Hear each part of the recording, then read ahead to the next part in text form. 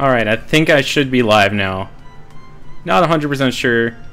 Yeah, I guess just let me know if I'm live, and I'm about to start rumbling. Happy Rumble weekend, everyone. How's it going?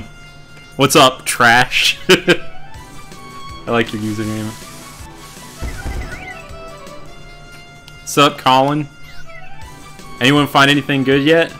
I know, Brendan, your fried bread got freaking shiny boss Arbok earlier today, which was incredible. Second time I've seen that one, too, since I think, Shiny Prominence got that pretty recently, too.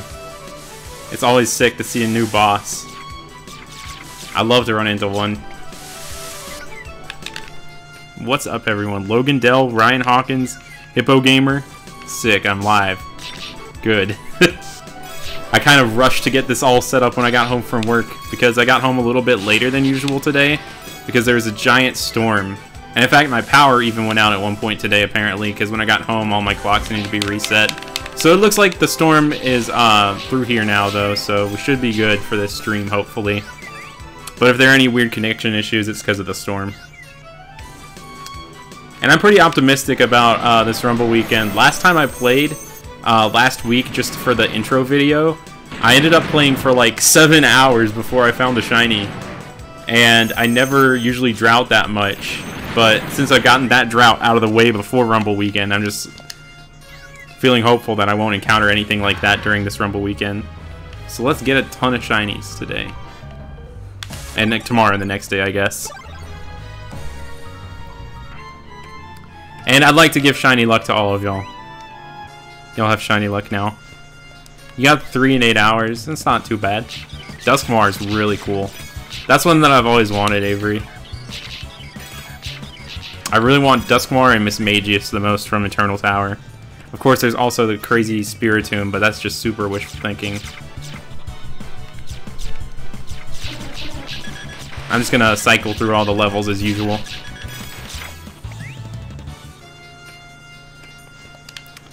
What's up, Ethan Cagle? Yeah, it does kind of suck how, like, this game's no longer, like, legally available for purchase on the Wii. It's kind of sad. It's gonna eventually one day be lost to time unless they release some other way for people to get it. It's kind of crazy.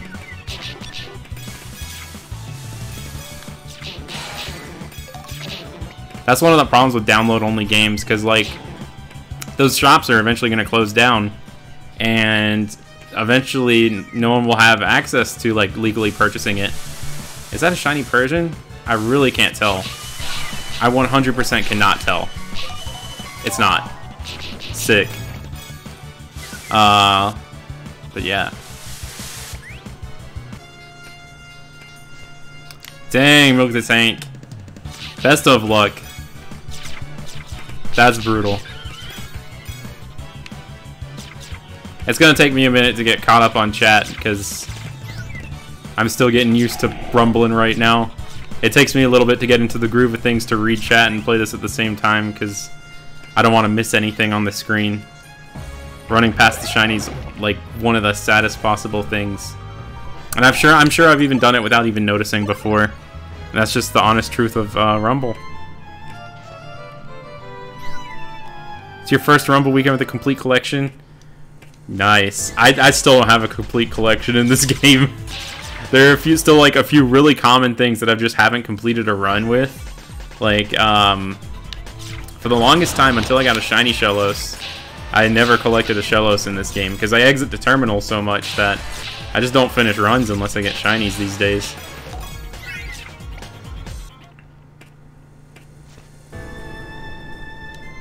What's up, Brendan? Congrats on the Arbok. I'm so excited to see that.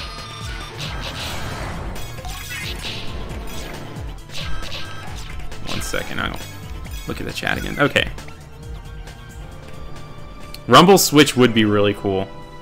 It'd be nice if, like, somehow they brought back old WiiWare games, but at the moment, it's looking like Nintendo doesn't even have plans to, like, bring Virtual Console games back. So it's like, it sounds almost impossible to expect WiiWare games to come back on the Switch. Or a totally new iteration of Rumble, like a Rumble Switch would be pretty cool. If it had shinies, that would be even better too. Because, hate to say it, but I just can't really get into the other Rumble games because they don't have shinies. As crazy as that sounds. I haven't tried Rumble Blast yet though. I've heard that's a really solid game, and I listened to the soundtrack and it was pretty good.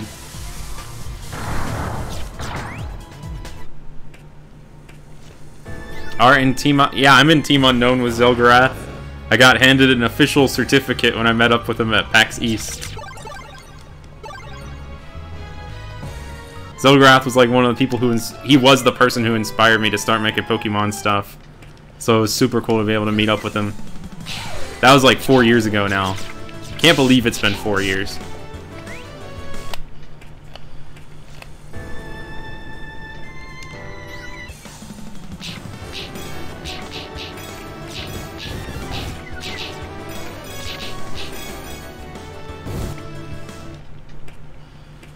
Oh yeah, some of the like baby Pokemon are insanely rare. Like Mime Jr. Hardly ever see that.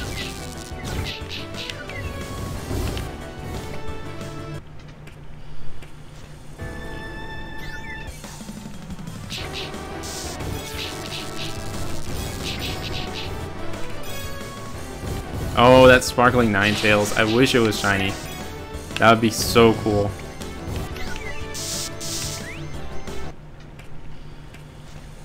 Oh yeah, that complete collection text box. I'm just holding off on it to save the excitement for when I've done everything else in Rumble. It's gonna be incredible.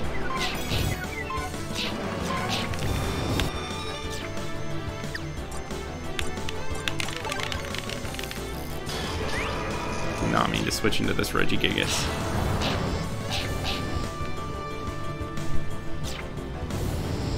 Still made it through.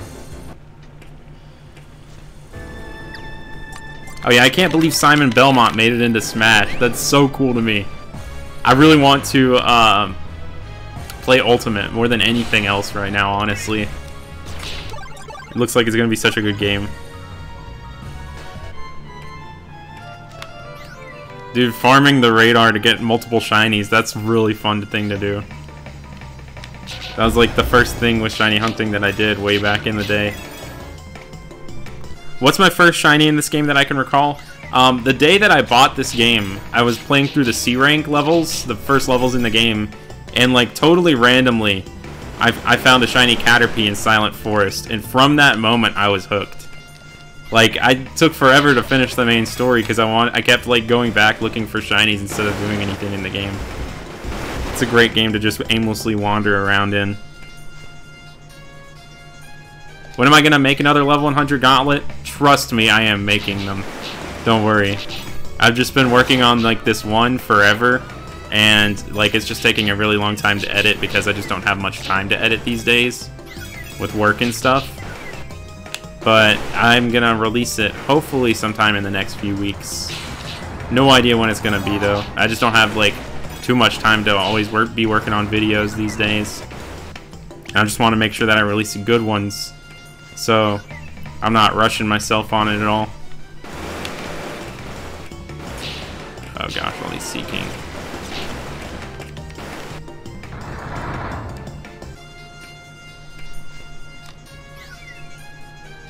How are you doing, Jesus? I'm doing alright.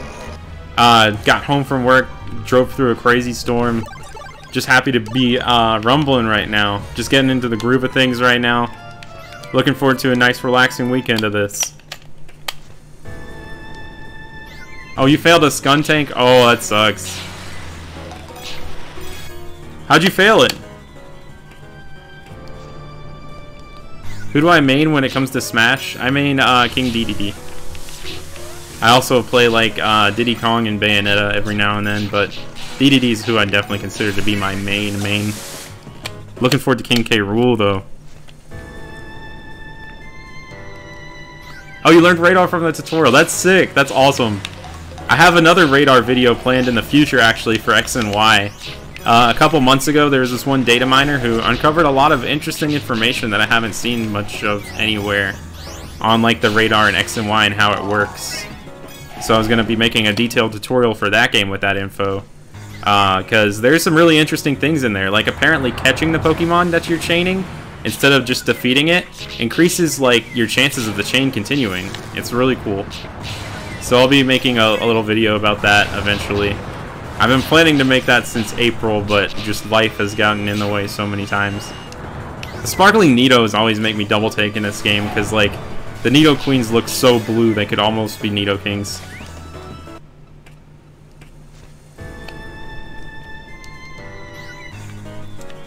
I still haven't like played Shovel Knight at all. It's cool that he has some sort of presence though in Smash because he's like an indie character. It's cool to just see like something like that rise up and be like in the king of video games. Good luck on the Tepig. I've been hunting Blitzel in Black for a while, and no luck with that, but I've gotten like a ton of stuff through side hunts that I also need to upload still. I'm super behind on videos. Yeah, Chill Rumble hunting is the best. Oh yeah, that Bunnery. Well, since you brought it up, we have to talk about it now. Were you just like, why were you sitting around that long for it to like disappear? Like, were you just like not paying attention to the game or something, or were you just testing it out? What's up, Mr. Let's Play It? Sup, Dr. Let's Play It? Sup, gamer? Just epic gaming right now, dude. Sup, Bruce? Yeah, I noticed you're in the chat too. Congrats on getting the Registeel in Go. I did not manage to get that because I was never available for any of the raids for it, believe it or not.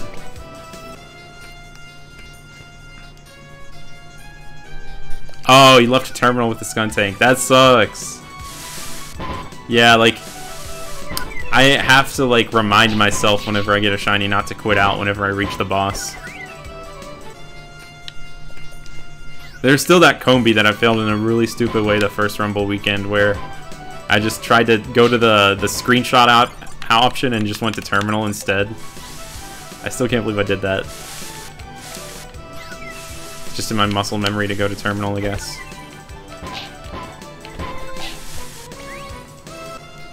Rumble weekend!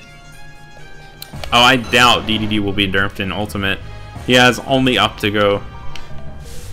Like, even the smallest change could make him so much better.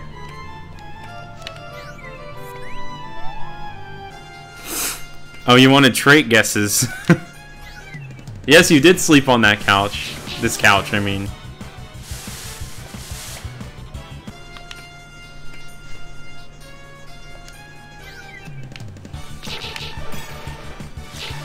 You had like that sick air mattress couch setup.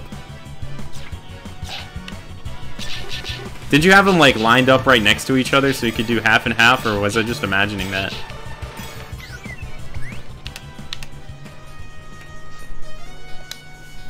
I did do EV Community Day. I got like 11 overall, and I got one of each. And it worked out pretty nicely when I was evolving the shinies, where I got Jolteon, then Flareon, then Vaporeon. Didn't even have to get any duplicates. And then I walked around and got Umbreon, and I used the name trick for Espeon because I apparently hadn't done it with that yet. So it's nice to have all the shiny evolutions now. Those Meowths, they're so annoying. Like the flinches and stuff in this game, whenever you're just caught in stun lock for a long time, it's surprisingly annoying. I'm more of afraid of like a Meowth than I'm afraid of any of these things on this floor.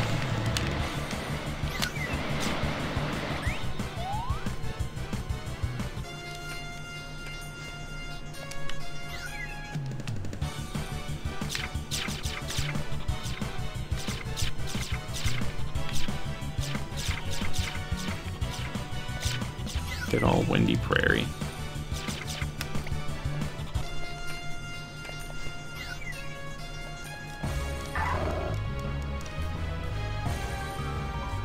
Oh yeah, Bayo's definitely getting nerfed. She already has, from what I can tell with the demo. Yeah, this is video number 450. Nice how it worked out that way.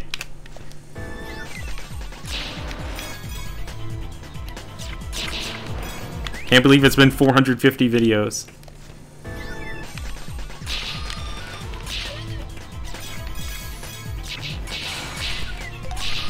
Zubats.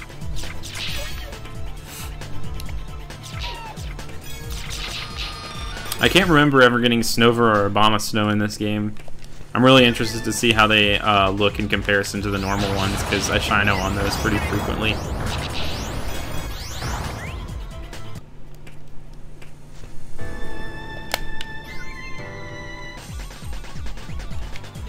That's interesting with the Wave Bird.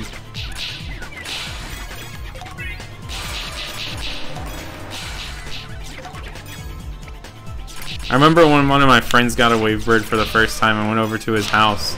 It was like the coolest possible thing to be playing Smash Bros. Melee with the Wave Bird, because he would like go up to the top of his bunk bed and play from there.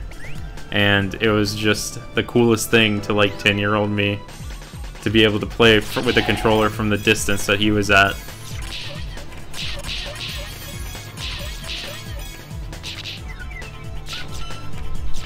And nowadays, like, I prefer a wired controller to a wireless controller any day of the week, because I hate having to deal with batteries.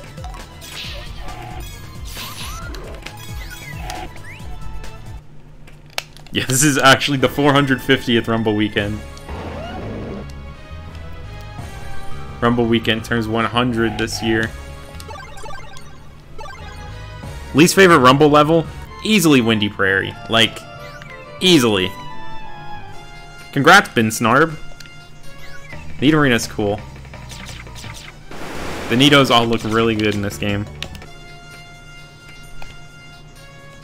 Yeah, that is a lot of blogging of Pokemon. Guess I've done a lot of that over the years.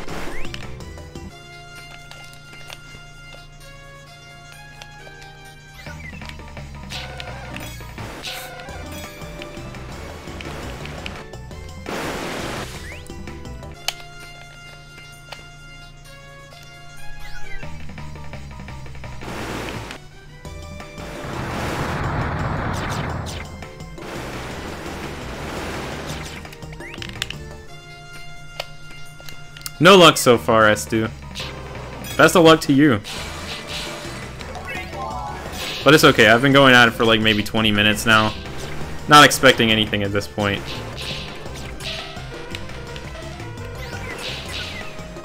Starmies are destroying me. I'm dead.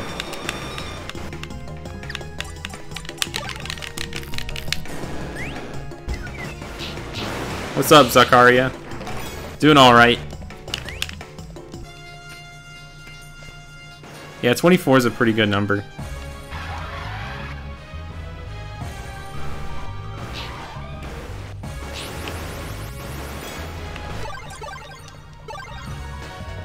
What have I... Okay, I've been watching a bunch of anime this summer because, like, every day when I get home from work, when I'm eating my dinner, I, like, put on an episode of something. So, like, so far this summer, I've watched, like, most of Pokemon Sun and Moon up to, like, the Ultra Adventures. Then I watched, like, something called Blood Blockade Battlefront and Beyond, the second season of it. It's really cool. It's, like, set in New York City with, like, aliens and stuff. And I watched Land of the Lustrous, which is about a bunch of rock people. And, of course, I've been watching My Hero Academia and Attack on Titan every week. So that's what I've been watching. Oh, yeah, that is a good price for an official Wavebird. I have like a kind of off-brand wireless GameCube controller. I don't know what exactly it was called, but I think I got it for around that same price, because I remember the Wavebird being more expensive. Oh yeah, definitely go buy the Ultimate, the deluxe version of Ultimate. They should just call it the Ultimate version of it, since the game's already Ultimate. I mean, they've been dealing with new 3DS confusion for a few years, so I don't see why not.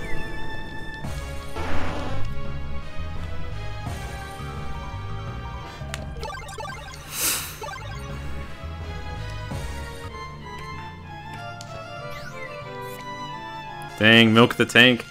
Yeah, it's hard to put down Rumble. It really is. Like, sometimes I'm just like, oh, I need one more shiny for the day and I'll be happy. And then a few hours pass and I'm like, well, I really wanted to stop, but I really want that shiny. And like, there's no such thing as one more run. That's another thing that I've realized. You have to say one more run to yourself a lot of times in order to actually stop playing Rumble.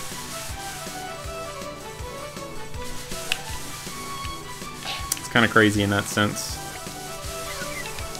But yeah, I feel like the best time to know that it's time to stop rumbling for the day is when you're like kind of half asleep while you're playing. That's when you might miss out on something, and that's when you probably just need to take a break and go at it again the next day. So I guess that's my answer. How's it going, Timmy the Turtle? Just starting out rumbling for the day, you know.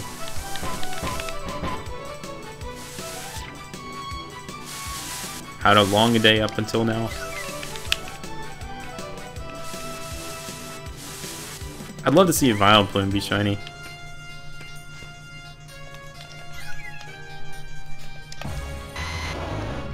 Yeah, with like Land of the Lustrous, like, I could see there being a bunch of Steven Universe comparisons and stuff, but like, honestly, other than like the base concept of a lot of it, the shows don't really compare much at all. They're very different.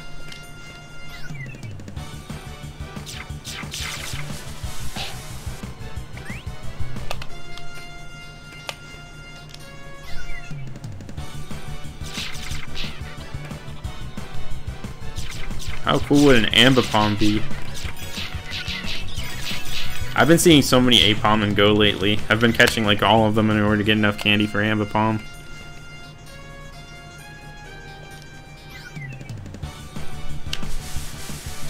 Yeah, like that whole thing about not being able to put down Rumble, that's like why I think it's best like as a weekend event a lot of the time, because like there was that Rumble week and I really wanted to play it a lot, but I like stopped myself from doing too much of it because I know I would just end up playing Rumble like the whole time. That's how much I love this game.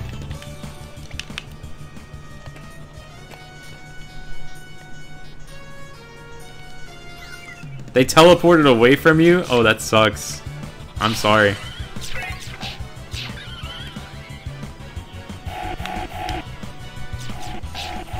Can't you use like Meme Look to prevent that? Sup, Zach Mahoney? I'm glad, Jameson. Hope that first week went alright. First week of school is always a pretty defining moment for the year. But it doesn't have to be. If the first week's not good, you can always try and make it better.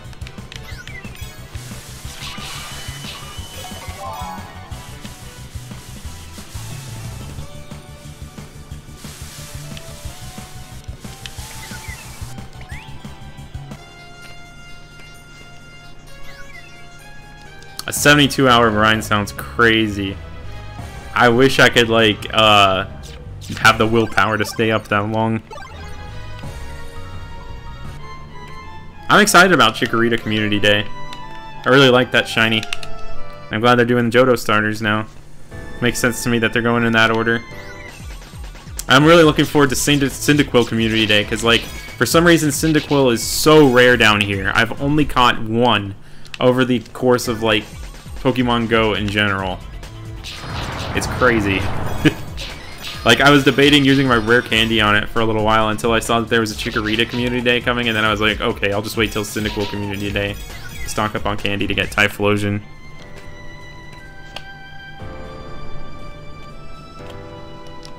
Yeah, exactly. Like, the way shiny droughts work to me is like, there's a certain, like, it's kind of like a valley where, like, you start out a hunt and you're really excited to hunt it, and you're just like, oh, this could happen at any moment. And then you get closer to odds and you're like, okay, this needs to happen soon. And then, like, the longer you go, the crazier you go, thinking, how much longer can this take? So, once you get into, like, the 10,000s on a hunt or something, that's whenever you're just like, I gotta keep going because I just want to see how long it's going to take. It's kind of exciting to just keep pushing against the RNG and seeing how long it holds up like that. It's weird to describe, but yeah, I can see why, like, after droughting for so long, you just want to keep playing Rumble, like, non-stop. I really just ran into that attack.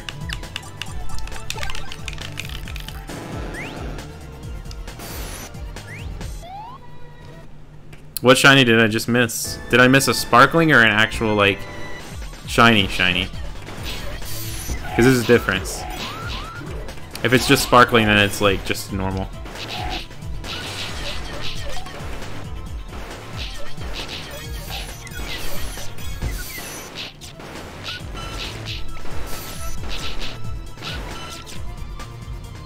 Oh no, Niels. It doesn't take too long to get through the game, though. I'm sure you can knock it out in a few hours.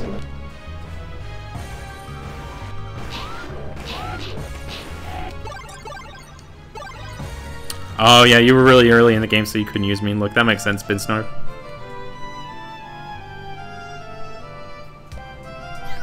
Did I actually miss the... Like, I don't know, like, sometimes the shiny, like...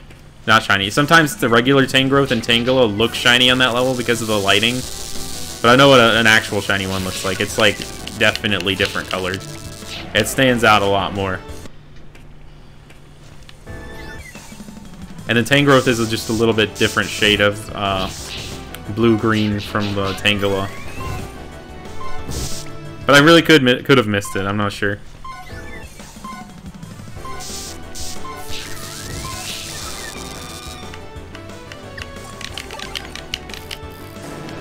I'll go back and look at it in a little bit.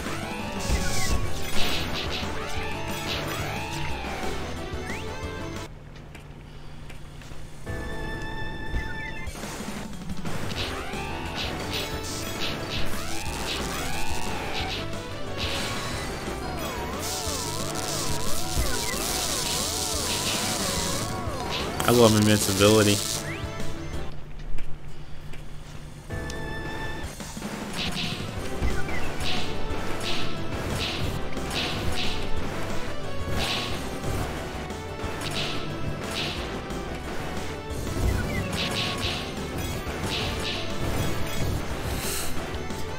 I mean, I really am just going through this whole level of Gyarados right now.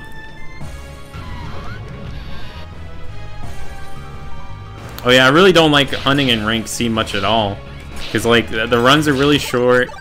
Nothing you get is actually usable. Like, one of my favorite things about hunting in EX is that you might just get a usable shiny that you could use to hunt, which is crazy to think about. Like, what if you got a shiny Speedy Aerodactyl? It would suck to get that at, like, maybe 800 CP, not CP. What do they call it in this game? Okay, just power level. It would be sad to get one at, like, that low power level and not be able to actually use it for anything. So that's why I stick with the higher ranks.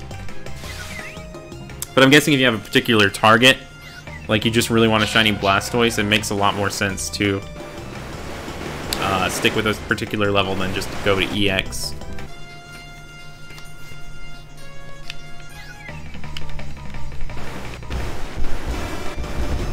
Hope you power through it, Niels. Hope you find a lot of shinies.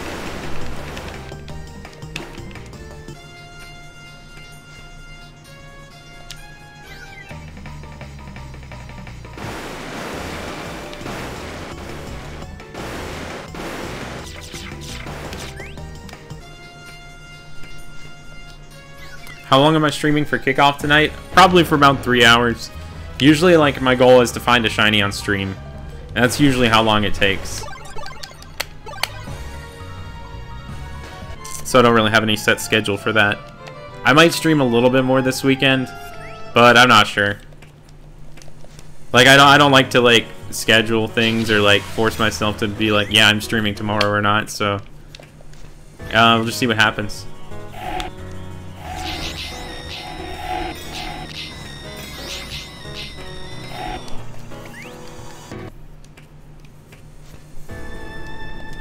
Yeah, EX is great.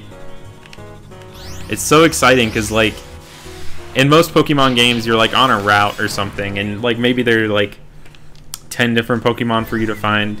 But hunting Rumble in EX mode, you are seriously, like, hunting almost everything that's possible in this game at once. And that's what's so exciting about it. Like, you go into Rumble Weekend, and the motivation for it is thinking, I might just find a boss this time, or I might just find something crazy. And even if you don't, it's still exciting to find the shiny. Like, if I found another Weezing right now, I wouldn't be sad. I'd be like, oh, cool, I found another Weezing. That's a really cool shiny.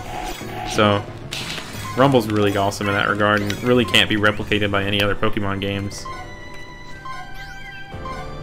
I'm kind of actually imagining Let's Go hunting to be a little bit like Rumble hunting in a way. Since they said that Sparkles are going to be on the overworld, that's going to be interesting to see. Is Pokemon Quest legitimate for Rumble Weekend now? Well, it's not really Rumble. It's just another side game with shinies, but if you find anything, might as well post it. It's still cool to find a bunch of shinies in that game.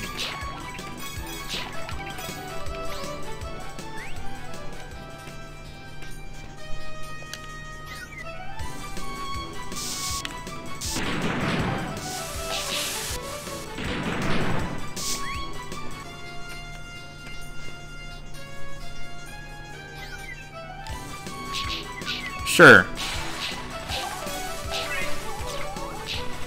I don't know if I would add quest shinies to the overall Rumble amount, because it's just not Rumble, but I don't see why it wouldn't be allowed in your Rumble video or whatever.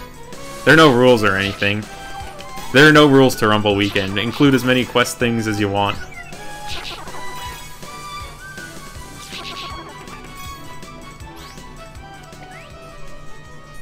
How do I feel about the shiny mechanic in Let's Go? I think it's cool. Like, I'm excited to see how hunting's gonna work in that game. As with any other Pokemon game.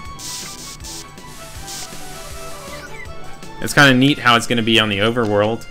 I like it to be purely in the battle. That kind of surprises you.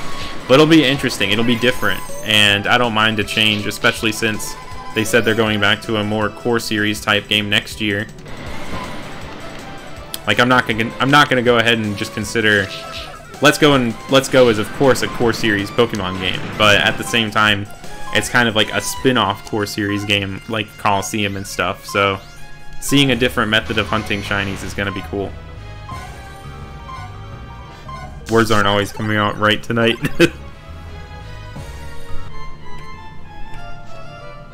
I think with like the trend that Quest started, if they make another Rumble game, we could probably see shinies again. Like, I think they've picked up on the fact that people really like shiny Pokemon, and that's one of the pushing factors for why people are buying like so much stuff in Quest.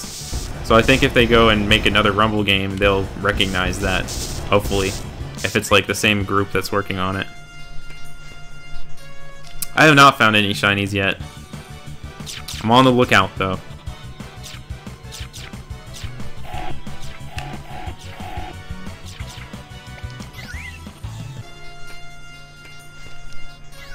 I'll check Snap in a little while. I usually don't check my phone while streaming.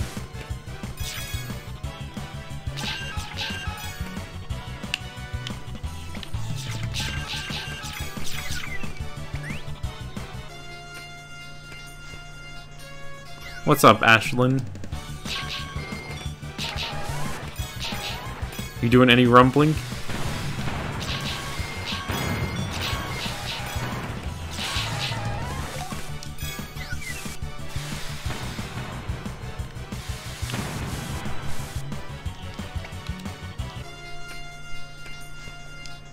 You can expect more soon. I'm always working on stuff, rest assured. It's just that I don't have much time to work on it all the time. So I'm just trying to make as much time as possible for it. I've been working on like this one particularly kind of long video for a long time. Hoping to finish that up soon. I've found a few shinies recently that I need to edit together soon too. I'm just like super busy all the time, but doesn't mean I haven't stopped like making stuff. Doesn't mean I've stopped making stuff. I'm definitely still making stuff.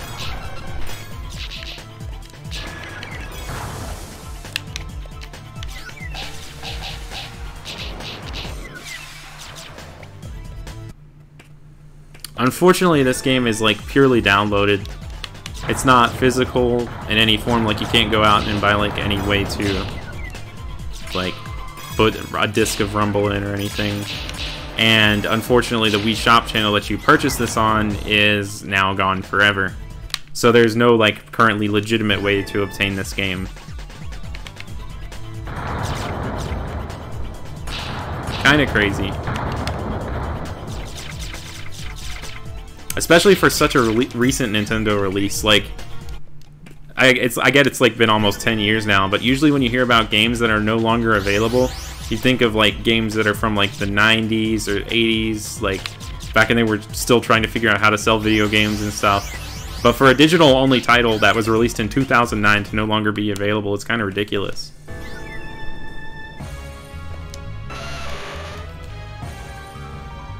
What is my favorite shiny I found on this channel? Absol, definitely, in 3rd gen.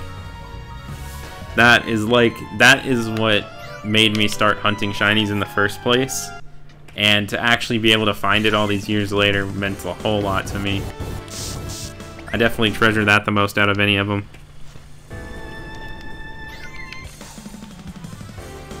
Hello, Nocta. Best of luck.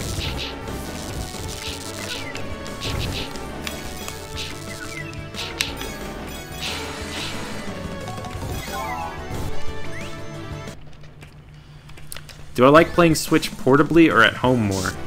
I like playing it portably at home a lot. Like, sometimes I just play some Switch right before bed. Like, I have it right next to me and I like play a little bit of Celeste or something, or check some quest runs. And then I'm able to just go to bed right there. It's like, I don't know, it's just nice. Playing it on the big screen is also cool though. There's some games that I pretty much only play on the big screen, like Breath of the Wild.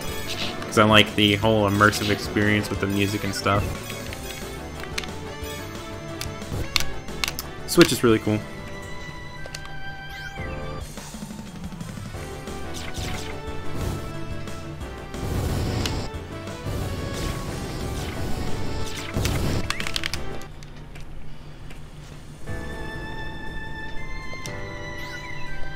They still make new Wii games? Oh yeah, that is true.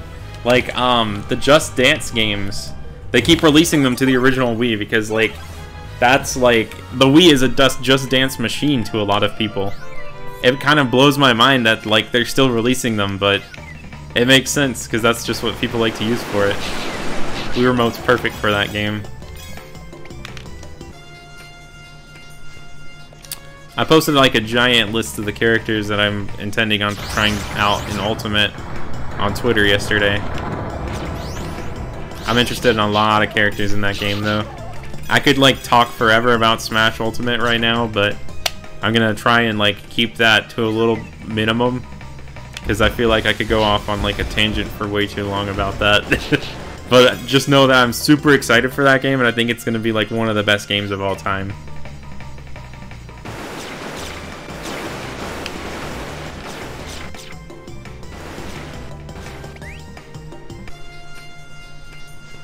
Do I like Earthbound? Yeah, that's one of my favorite games.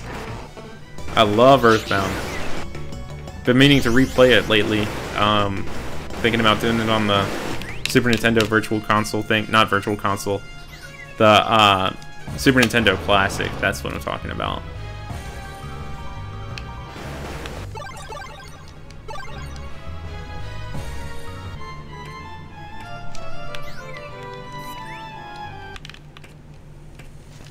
I'm definitely going to pre-order both of them. No reason for me not to get both games.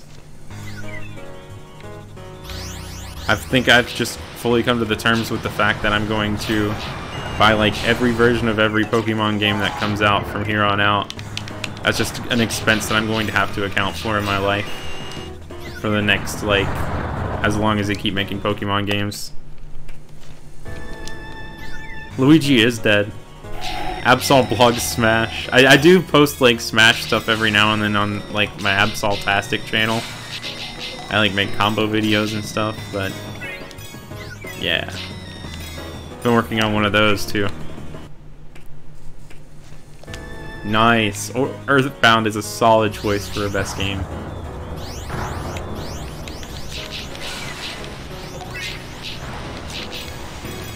That whole series is fantastic. I'm still hoping one day that like Mother 3 gets an official release. How long am I planning on streaming today? I'm planning on going until I get a shiny. Usually I do these kickoff streams for like 3 hours or so, but if finding a shiny takes longer, so be it. I'll just keep streaming until it happens.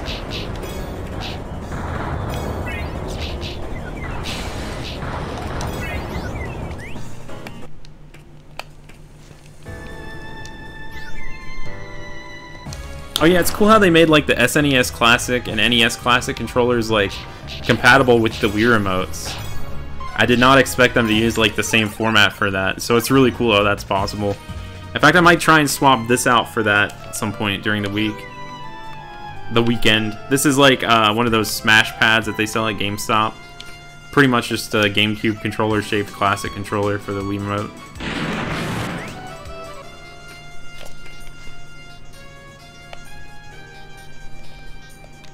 Does my Minior video count as a Smash video? Nah. It just has a Smash-related intro.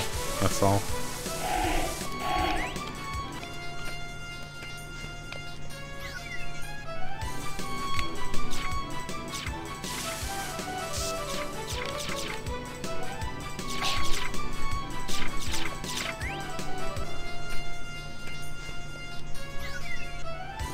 You're passing on Let's Go. I'm thinking it's going to be pretty fun still. Like, I definitely think that its intention wasn't necessarily to be like a more intense remake of Kanto, like Fire Red Leaf Green. It's more catered towards people who like got into Pokemon with Let's Go and were very confused by like having their first games be Omega Ruby, Alpha Sapphire, or Sun and Moon. I can respect the decision for it. And I understand why a lot of people aren't interested in either as core series players, so I can see why someone would want to pass on it. But I'm pretty excited about it now that I've seen more footage for it. I'm really curious to see what they do with it.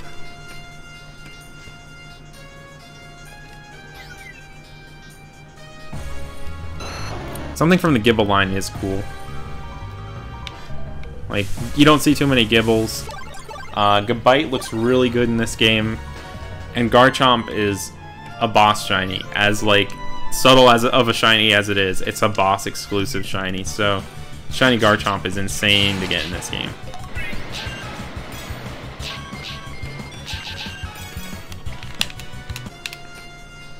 Oh yeah, $10 for Earthbound is amazingly worth it. I paid like $100 for it like 8 years ago to get the original cartridge for it. I'm just so glad it's become more accessible ever since then. The cartridge prices were getting kind of out of hand and ridiculous. Does the Wii Remote need to be used on them? If you want to like use it on the Wii U or the Wii, then you have to use the Wii Remote with it. But like with the SNES Classic itself, you just plug it in to the system. No Wii Remote needed.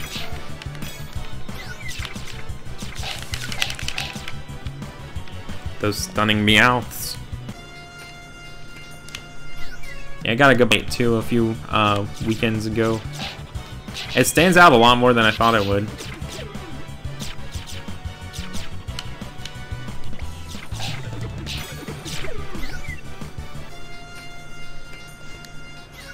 Oh yeah, with like Let's Go coming out in November and then Smash coming out in December, I have a lot of stuff that I'm going to try and fit into that month, and I don't know how much of either I'm going to be playing.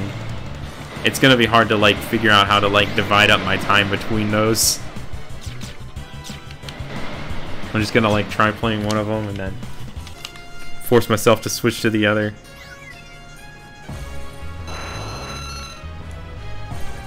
Yeah, exactly. Like, completing a live index would be pretty cool. And if they make shinies super easy to find, I feel like trying to complete a shiny deck sounds actually really fun.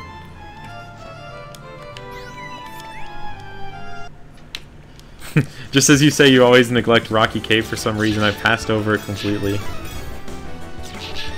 Rocky Cave is kind of annoying to me, because like there's so many Pokemon there that'll slow you down. And when I'm rumble hunting, it's all about speed. Just trying to power through the level and look at everything as fast as you can.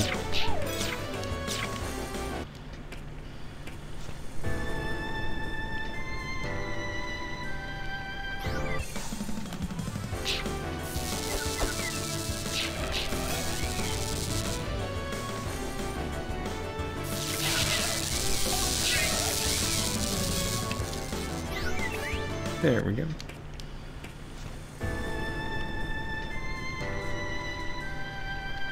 I still don't have a shiny Lugia, actually. I need to hunt for that someday. I don't have any of the Johto legendaries shiny, unless you count like the shiny legendary beasts they gave away as like a GameStop event forever ago. In which case I actually have like the event cartridge for that. I've been slowly collecting those. Might make a video someday soon on a bunch of the merchandise I've been kind of collecting over the past few months.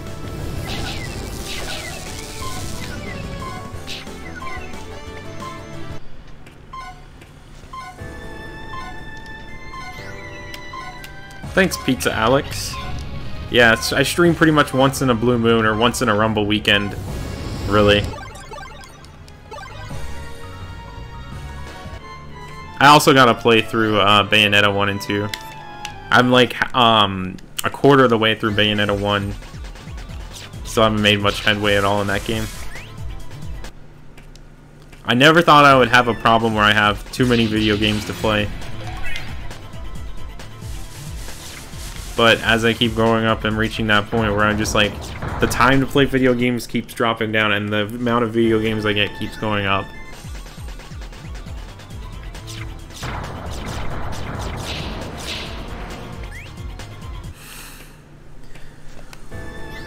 Oh yeah, it is great when there are no Snover and Frostlass. But just getting hit by one of those icy winds pretty much guarantees the death of your Aerodactyl. If you use Aerodactyl.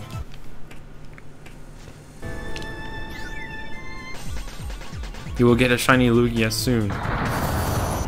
If you keep going for it, that is. I would love a shiny Glaceon or Evolution in this game.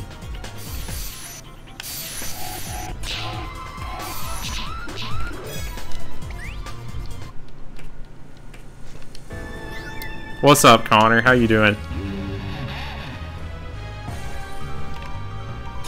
Just rumbling right now. Dude, I meant to go see Grave of the Fireflies in theaters, but I forgot to do that on the last day that it was out. But I'm glad you finally went and saw it, Connor. It's a good movie. Need to rewatch it soon. I last saw it like 4 years ago or something like that.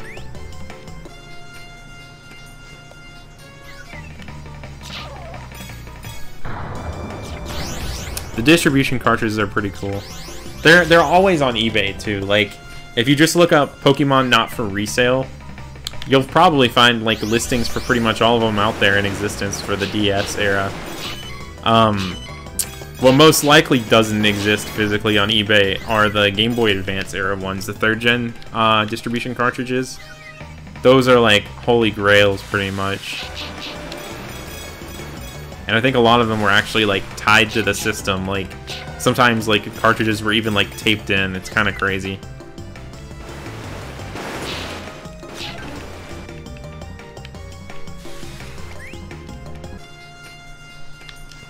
Oh yeah, Silent Forest definitely gives the most elbow room. And I feel like this stage gives the second most space to move around in. I really like Silent Forest and Bright Beach a lot.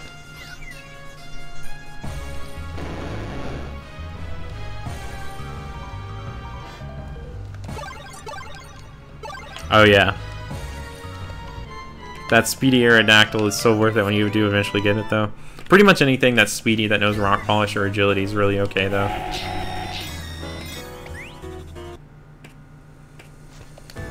Rotom would be incredible. I bet it would look super good in this game too.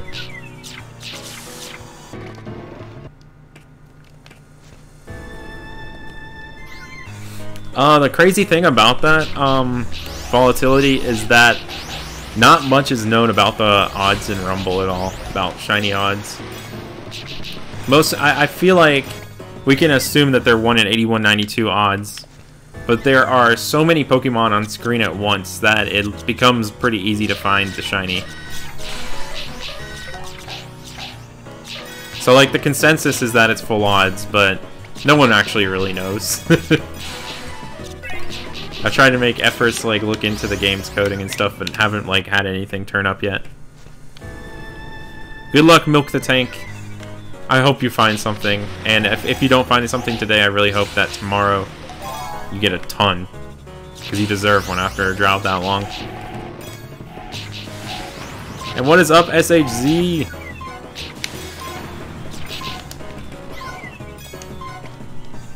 Congrats on the Raichu, Super Tepic. Yeah, I figure Staraptor is another perfect one for the job.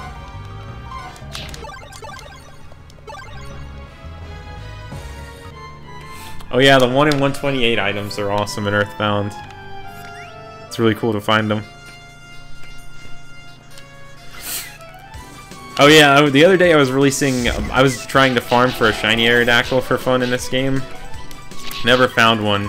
I almost just killed myself by attacking Krikatots. I thought I would get Aerodactyl tickets for releasing 5 of them for some reason, and I was like, oh yeah, this is a single stage Pokemon, so nothing is gonna happen.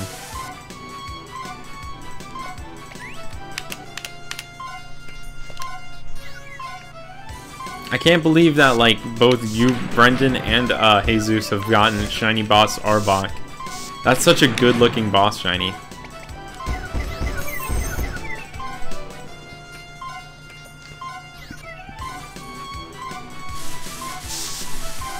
I'm sure you'll find a Zubat one of these days. Didn't take me too long to find one. Nice. Okay, I tried to do a 1 in 128 run of Earthbound a few years ago, where I went for every single 1 in 128 item, but I never finished it, and I reached like level 99 halfway through the game, just because of how many things I defeated. Thinking about going back and revisiting that whenever I play it on the SNES Classic. Oh yeah, it would be really cool if you could find shinies mid-run in Quest. At the same time, though, I think it's nice that you can just leave Quest running without having to pay attention to it at all. There's a certain kind of beauty to that.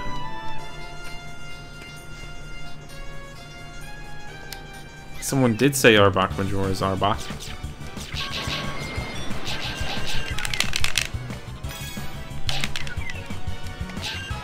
Those cats.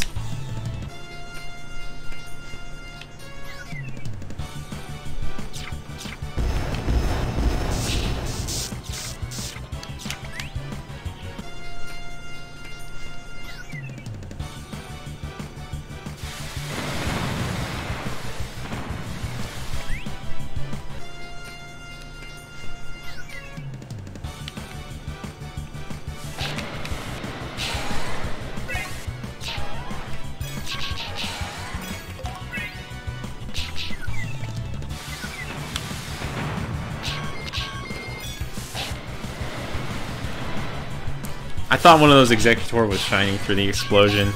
Like, there was some red effects going on. I definitely thought I saw some red leaves there.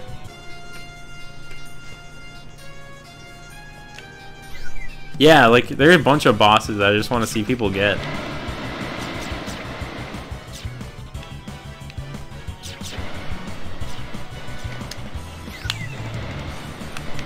I really want to see someone get Spiritomb, for example.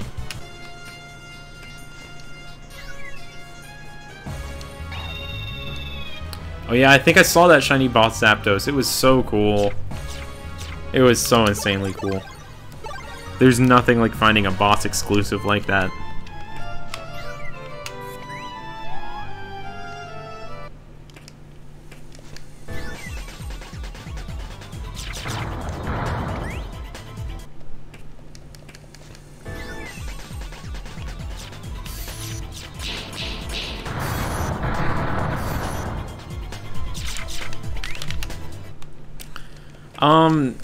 I never took too long to get my speedy Aerodactyl from farming Aerodactyl. I'd say probably like around 2 hours or so.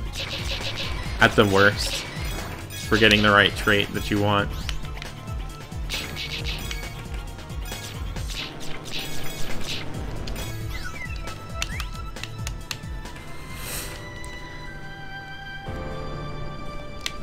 You did find an Executor that with a red explosion. That's cool. That's really cool. To have a peek behind it like that. Oh yeah, the Bellsprout are impossible to tell in this game. Like, you actually have to defeat them if you want to see if it's shiny or not. So all you see is like their head, and there's pretty much no difference in the head on the shiny. And their bodies are so tiny that like the sparkles on it hardly even show up. So you just gotta kill Bellsprouts.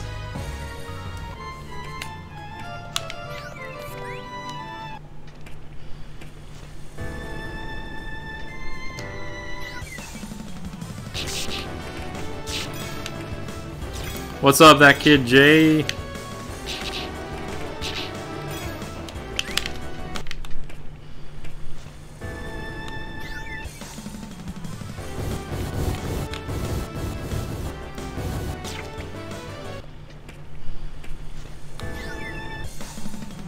Regigigas is another dream shiny in this game. That blue. It'd be terrifying to find a boss Cresselia that's shiny, since that's like probably the hardest boss to defeat.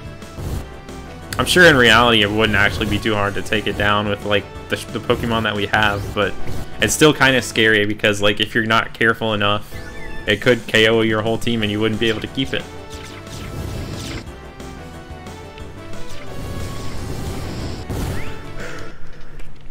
Yeah, Burmese really hard to tell too. Dugong and Persian are also definitely in that category.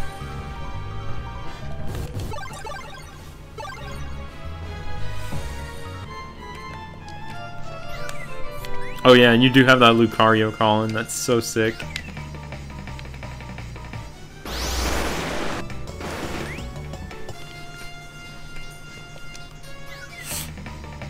Yeah, isn't that crazy, Shiny Masters? Like, it's wild. This game has been out for almost 10 years. There are a bunch of people who play it, and there are some shinies that have never been found.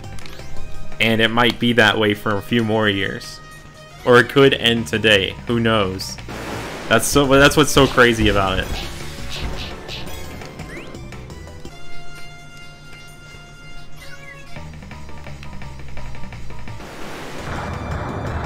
Oh yeah, I bet Garchomp's a good boss killer in this game.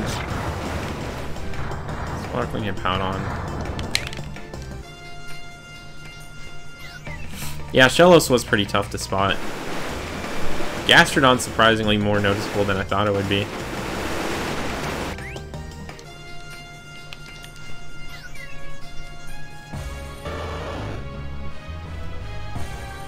When's Rumble Month coming? Never. Honestly. Rumble Millennium, though. That's coming soon. I have a full 1,000 years to hunt Rumble. At the end, we all share results.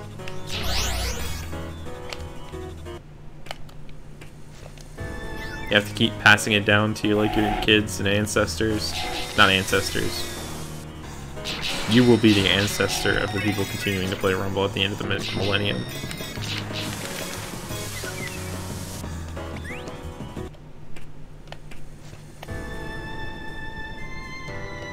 What's my favorite Gen 4 starter? That's a tough one.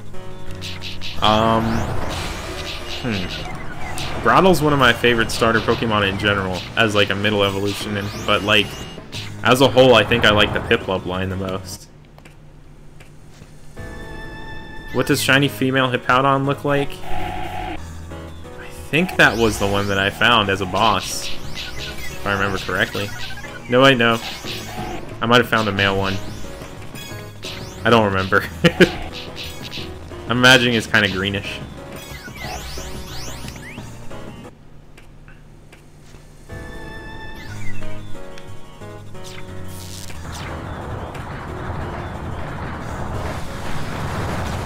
Yeah, I'd like to say that everything that's not like crazy rare in this game has been found.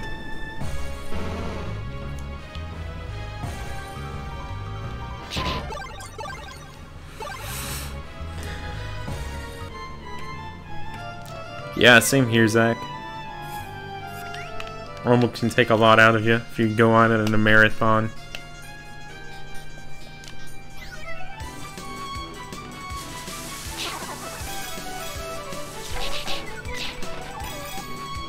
Oh yeah, advertisement the Grottle. That summoned the shiny Grottle in this game a while back.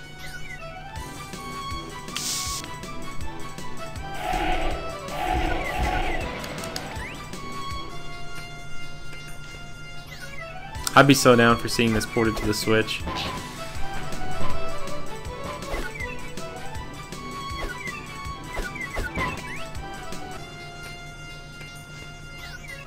I don't think I've seen Cresselia or Spiritomb before.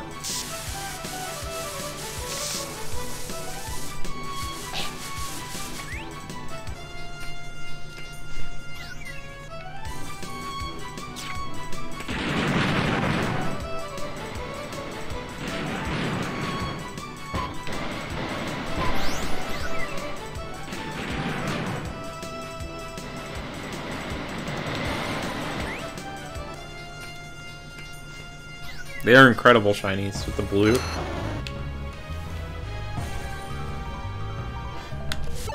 I don't think I've gotten a shiny Bulbasaur yet in this game. Of all things. For real, though. I have transferred a few Ranch shinies to Ranch before. Mainly a lot of the Pokeradar ones I got back in the day.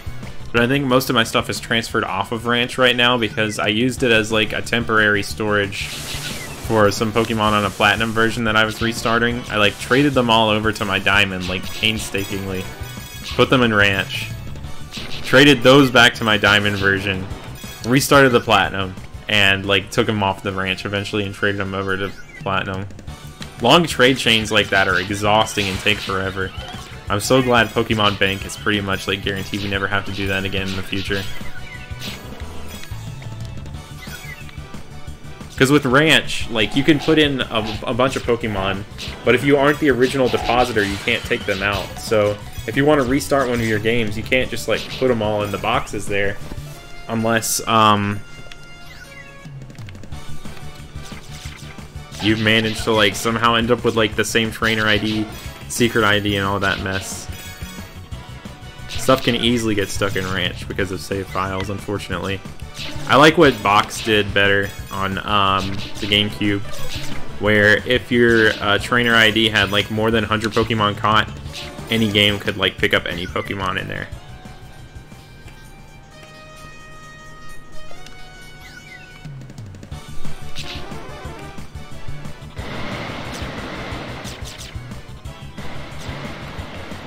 We're playing the best level right now. Am I right?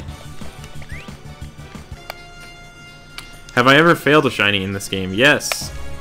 Definitely. And it's because one of them was because I exited the terminal, another one's because I exited the terminal when I was trying to take a picture. I don't think I've failed anything yet by like dying in front of a shiny though. That's probably the most brutal way to fail one in this game. Oh yeah, they're all definitely, like, all the model files are based off of the Japanese names. But, like, romanized, like... Yeah, I've seen a bunch of those files.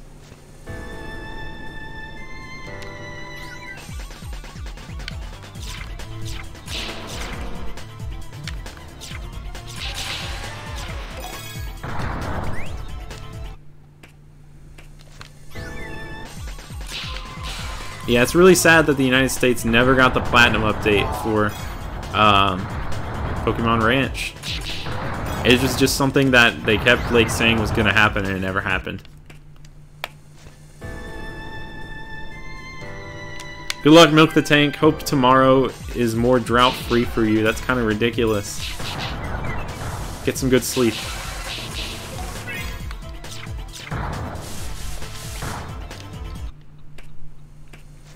All the reasons why Windy Prairie are the worst area. It has arguably one of the worst selections of Pokemon. Like, most of the shinies there just aren't cool except for the insanely rare things, which unfortunately they have a lot of. Also, the area is full of Pokemon with like moves that like lag out the game, like gusts and stuff. And then to put the icing on the cake, it has really bad lighting that like leads to a bunch of Shinos and stuff like that. That's why Windy Prairie's the worst. I like its music a lot, though.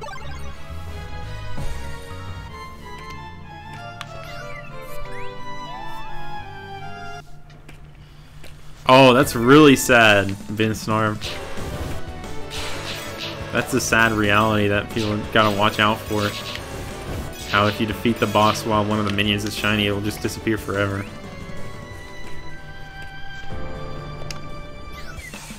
Oh yeah, my first changed shiny, or I think it was like either my first or second, was a Beldum, and I failed it because I didn't manage to catch it and I didn't have a Master Ball. It's sad. Never reclaimed it. Might reclaim it by like soft resetting for it in 3rd gen someday. Pretty simple hunt that I haven't done yet.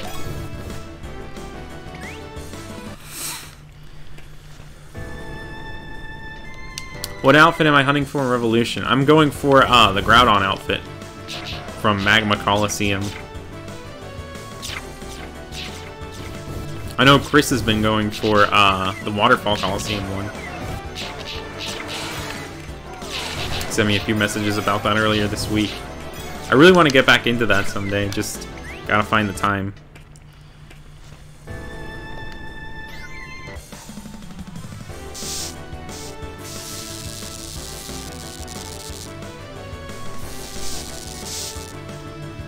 Yeah, Chadot and Tangler are kind of cool, especially Chadot, but Chadot's also one of the worst offenders for lagging out the game.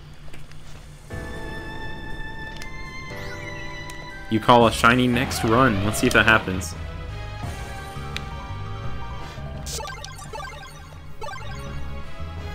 Good luck on the Bagon. Battle Revolution is pretty cool.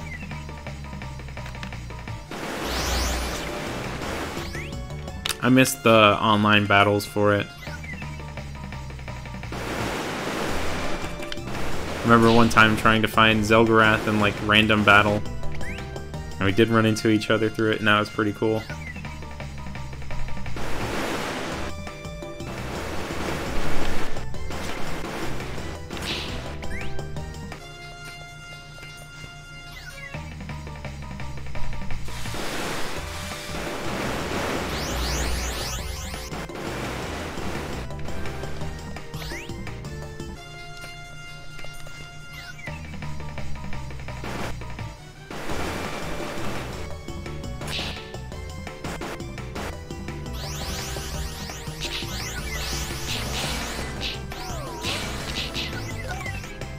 So many things that could be shiny, but I have no way of telling. Okay, none of them are shiny.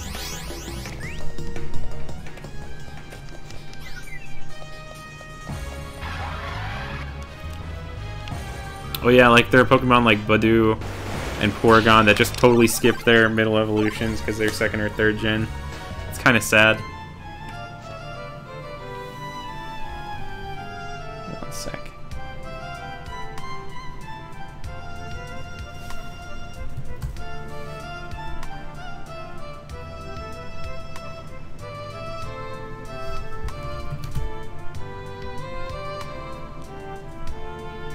I'll be right back. I gotta take a quick break.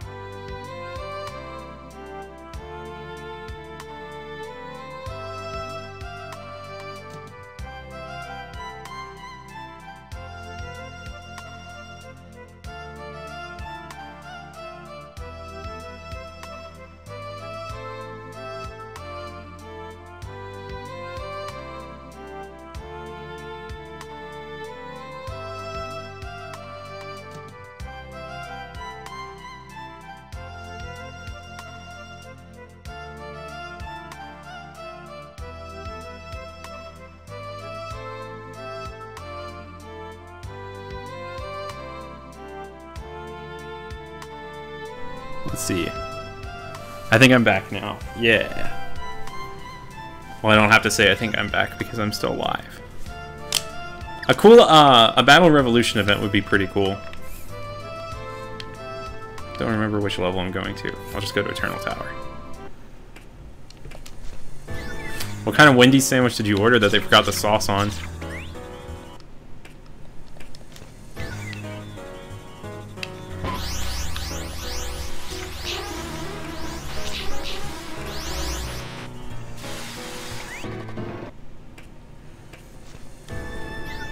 I play Quest every now and then. I play it both on my phone and on my Switch. Because why not? Found a few shinies on that game. Yo, that might have been a shiny Squirtle, Frevo. Who knows? I'm so glad that that's still around as a thing.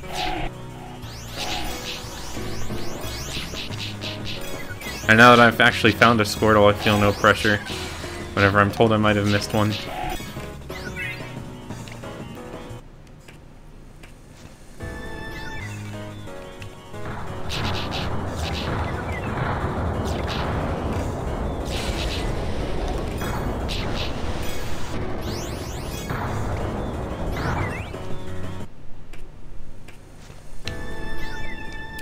Alright, what I've found in Quest so far, let's see. I had like a compilation of a lot of the quest things I found in my Safari Week video at the end. Some of the coolest things that I have, I got a Bulbasaur and a Pikachu. Yeah, it's hard to say if you're actually playing Quest, because most of the time I have the game on auto. I just kind of leave it going. It's kind of nice in that sense.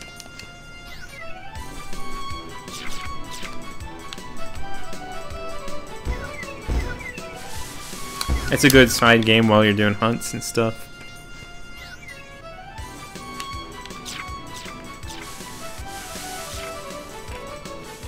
I'm really hoping they add another generation to it or something. Maybe more decorations. Because I'm starting to get a ton of tickets and not knowing what to do with them. Other than like leading up to eventually like playing non-stop for a while.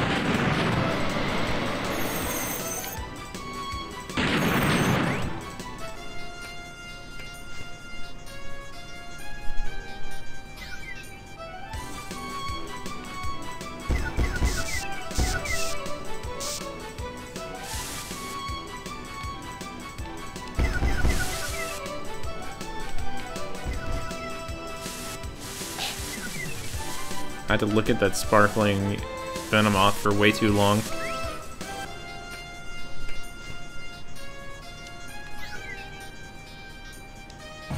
What do you mean, Avery? Like, in the list of forms, are there like lists of all the types or something?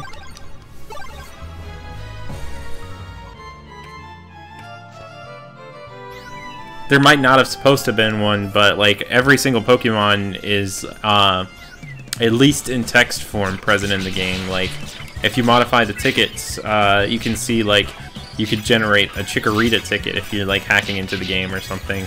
But it crashes the game if you obtain it because there's, like, no actual model or Pokemon data for Chikorita. So it's likely that those are the Arceus forms, but it's hard to say if it was ever actually planned to be in the game or not. It's a really strange situation that they only released the 1st and 4th gen Pokemon in this. Makes you wonder if like it was an incomplete game, or like they just couldn't fit them all, or if it was intentional to include, hey, let's have the classics and the new ones and call it a day.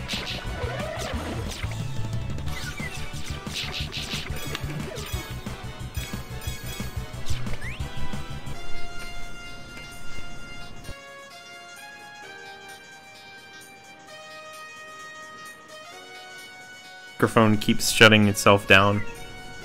It's really weird. I have to like have the cord adjusted a certain way or it just turns off. So if I go silent, let me know and I'll fix that. I could see that happening a couple times.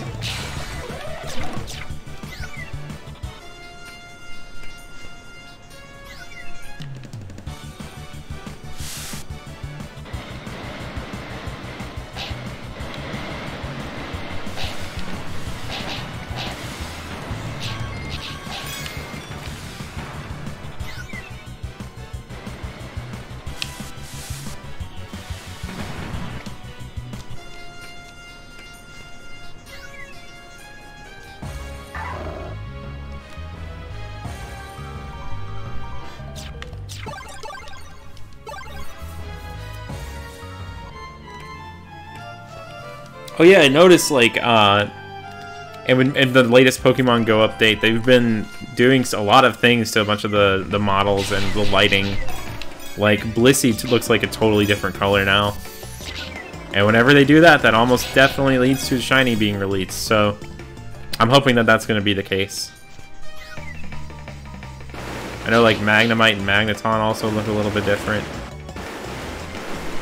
It'd be cool, like, I enjoy the incremental Shiny releases where they release one at a time and you start hunting everything. But I think it would be so cool if they just randomly release like a giant batch of Pokemon to be Shiny. It would make it feel like really interesting with all the people going out and hunting stuff, because like, it wouldn't necessarily be like the Shiny of the week anymore. People would be like, oh wow, I found a Magnemite, that's crazy. Yes, it's because I was like data mining the game. On Dolphin I did a lot more stuff where I like modified Pokemon and everything, and I'd wanted to test seeing if I could bring a Pokemon from the Wii Remote from Dolphin over to the actual game, and that's what I made that Mew for. Because I have a feeling that as a ticket Pokemon it's not possible to obtain Shiny Mew in this game. But I have no confirmation or deconfirmation on that right now.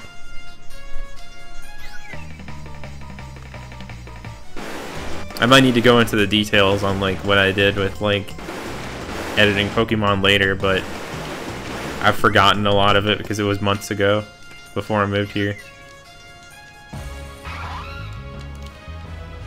Oh yeah, like, the Chansey and Blissey change could very well be because of Happiny. And the Magnemite and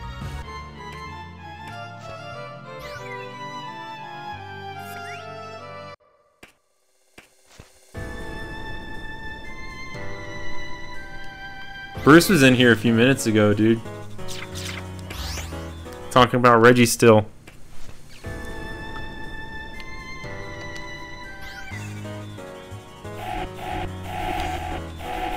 There's a sparkling Ghastly up ahead. Not shiny, cool.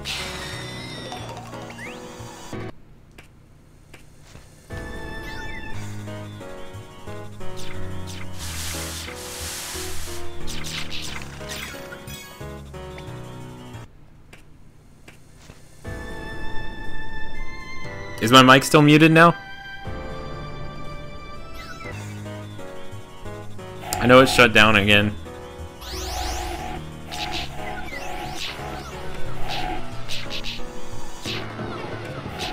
Yeah, that's what happens with this microphone. It's super finicky. Just let me know when that happens and I'll fix it. But yeah, Dylan, Bruce was in here earlier. Not exactly sure what was cut off, but yeah.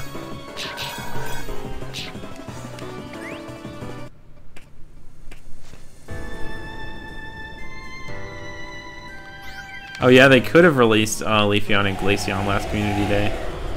But it's kind of exciting to have like a shiny like that and just have it sitting around like thinking, oh, I could have 2 more potential shinies from this right now.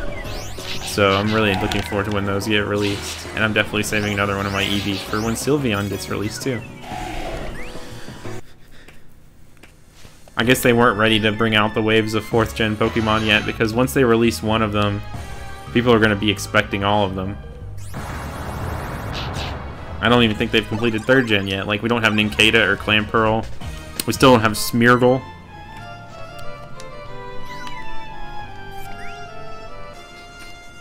Tired. Oh my gosh, Dylan.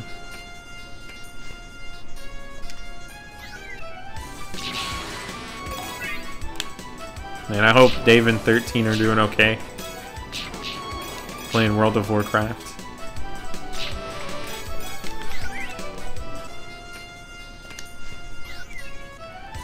Yeah, bro. Hope I find a shiny soon, dude.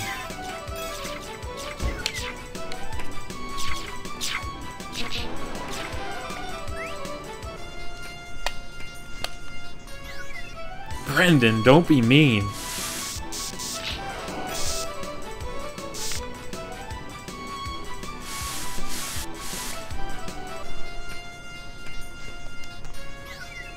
That's the most painful sentence I've ever read, Dylan. This channel is PG-13.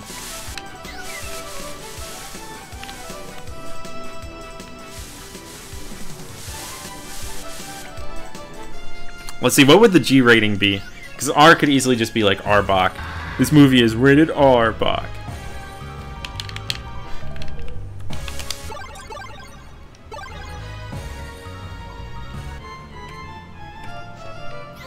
Oh yeah, I got a pretty good Roselia too, whenever the shiny came out for it. Really looking forward to Rose Raid. I'm kind of a bad person in Go in the sense that I just leave shinies in gyms and I don't care like how good they are as Pokemon. Like on Community Day, I just dropped a random Eevee in one of the gyms and walked away from it. Like all these people are leaving like these super meta Pokemon that'll hold up the gyms for hours. And I'm just like, I only want to put cool shinies in here.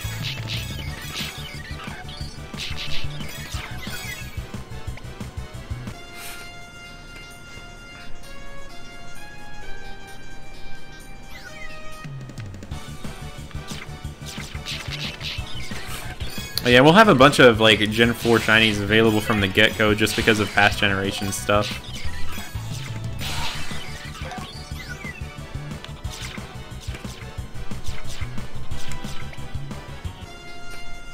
Good luck, Chaparita. That's crazy. I'm sitting at 11,000 on Blitzel and Black right now myself.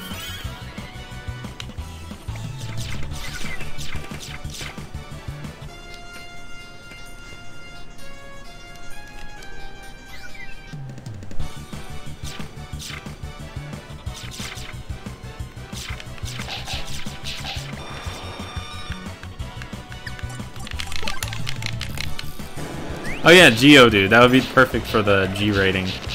Easily. Rated Geodude. Rated Pidgey. Pidgey-13. Arbok.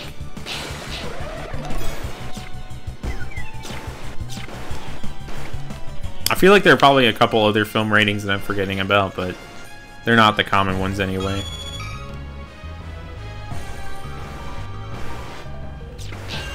Yeah, I'm one of those people. I play Pokemon Go mainly for the collecting aspect of it. Like, I don't really participate much in any of the meta stuff.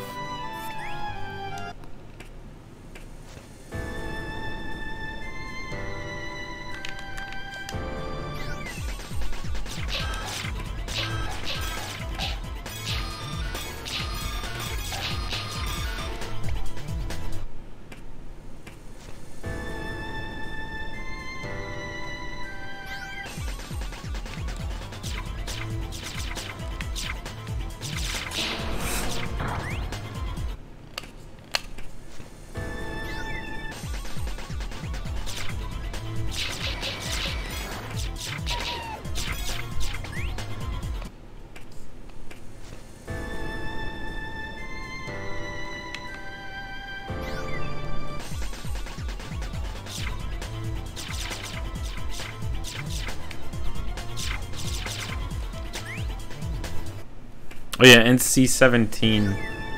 Can't say I've ever seen a movie with that rating before. What on earth would be like the Pokemon to go with that? I feel like anything would be pretty much reaching for that. Chansey-17, maybe. Really funny considering it's Chansey too. Grat's orange.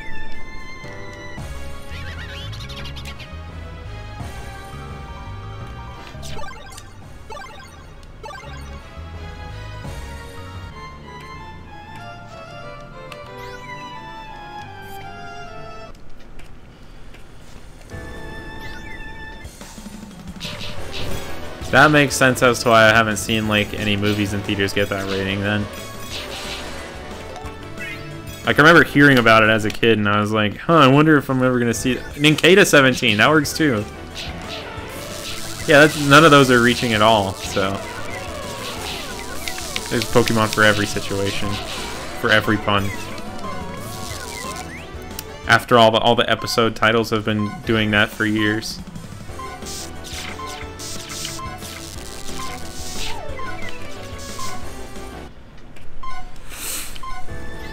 Yeah, it is interesting how Dragonite uses the animation called like Butterfly.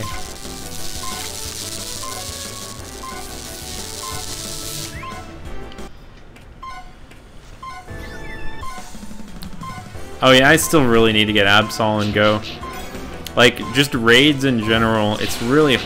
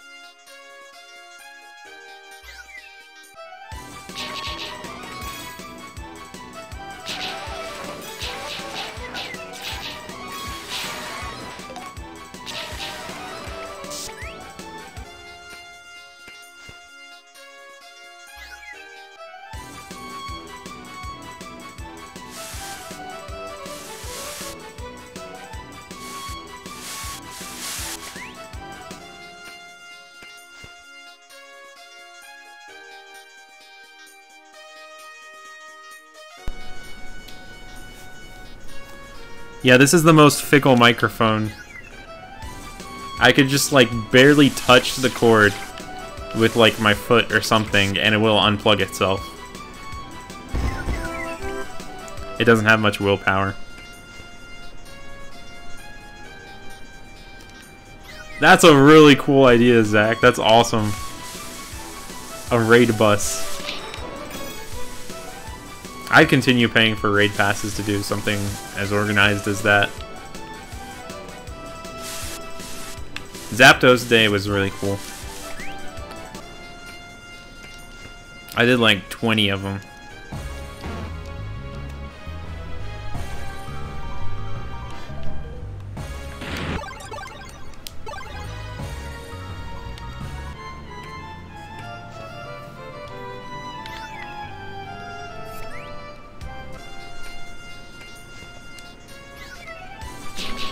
Yeah, he just keeps cutting out, man. Poor Mike. My actual brother Mike's doing alright, though.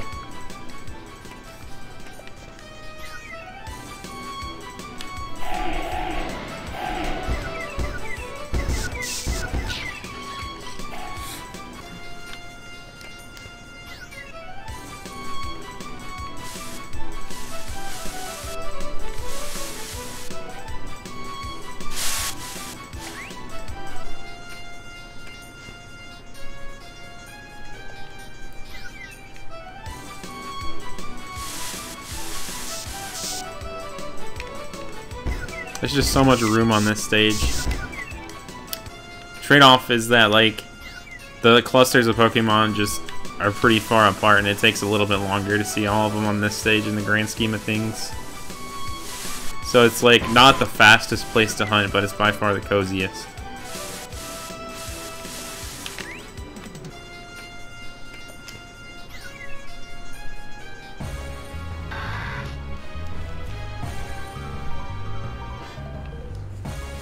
Can't say I play around with BRS Viewer that long in order to, like, try that out.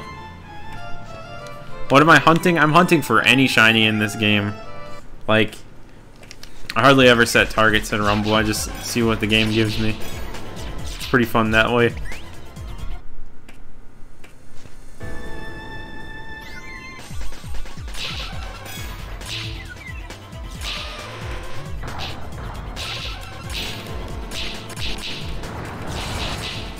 When in doubt, it's Brian's fault. Shiny Hunter 52. If something goes wrong, he's probably to blame. Keep that in mind, people. Can't say I've seen any summer movies lately.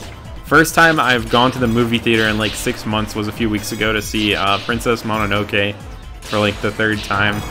Haven't seen anything else.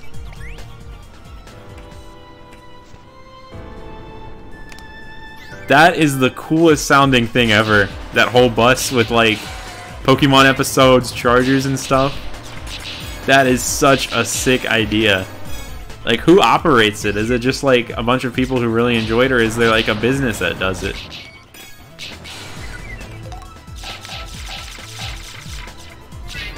The way that the Pokemon Go community gets together is really cool whenever it's organized in a good way.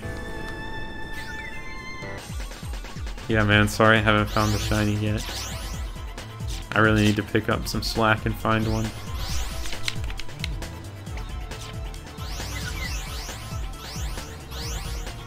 Come on, man.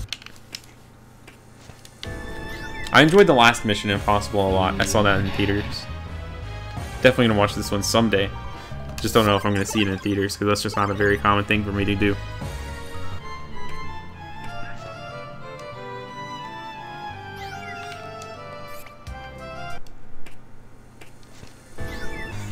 That sounds like a pretty dope bus overall. Like a whole tour bus, pretty much.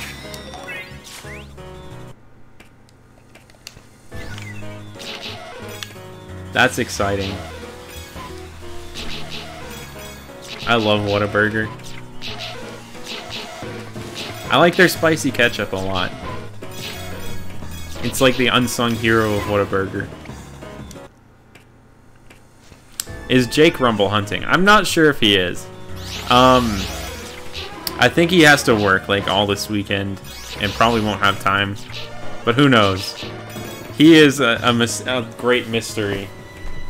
And he's hilarious. Like, the way he's been replying to people's tweets lately with like locations is amazing.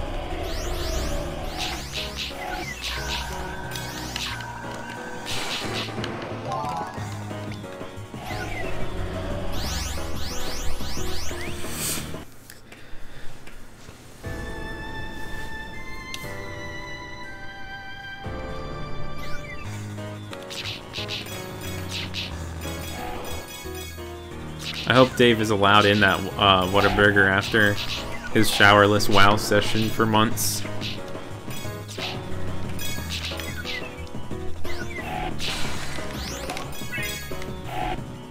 Jake's not hunting this weekend? Oh, okay.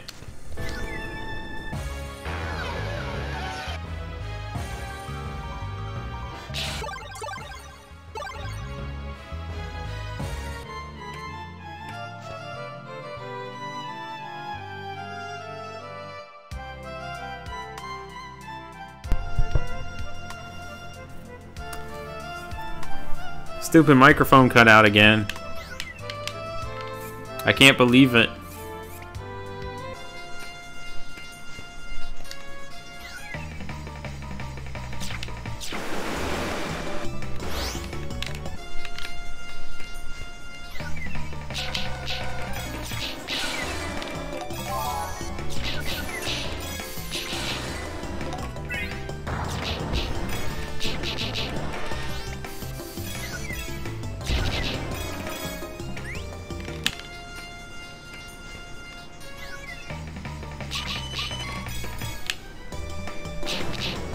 Don't give up, Orange. Just keep resetting.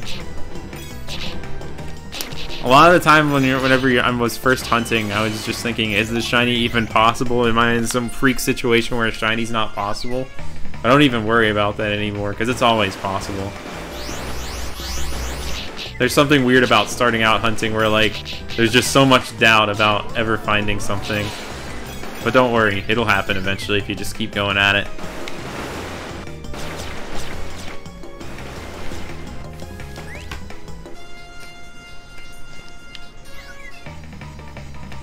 I'm hoping to get Regirock too.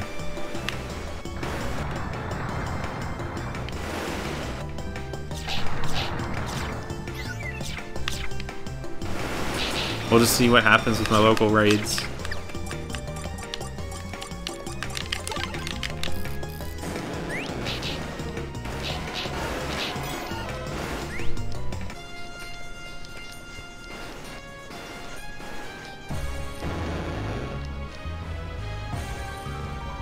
Yeah, this microphone's got some major problems.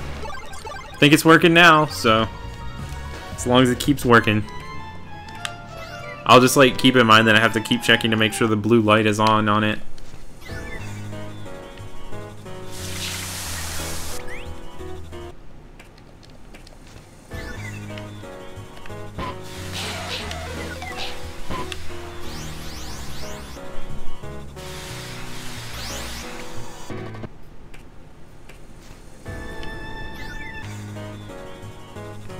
I haven't thought about that Like Mike movie in like at least 9 years, but I remember the commercial for it vividly. Maybe I need to watch that movie because I've never seen it. Featuring Lil Bow Wow. I remember when I was a kid, he looked like such an older person to me at the time. But I'm sure if I watch back on it now, it'll be just like some little kid and it'll blow my mind. Because like, my perception of him as a person back then was basically adult because he was so much older than me. That's like another weird thing about growing up and then going back to old like nostalgic things that I remember. Like, I watched Rocket Power once, and all their voices were so much higher pitched than I remembered. I remembered a couple of them having like what I'd consider to be comparatively deep voices, but all of their voices are just so high pitched. It's weird, man.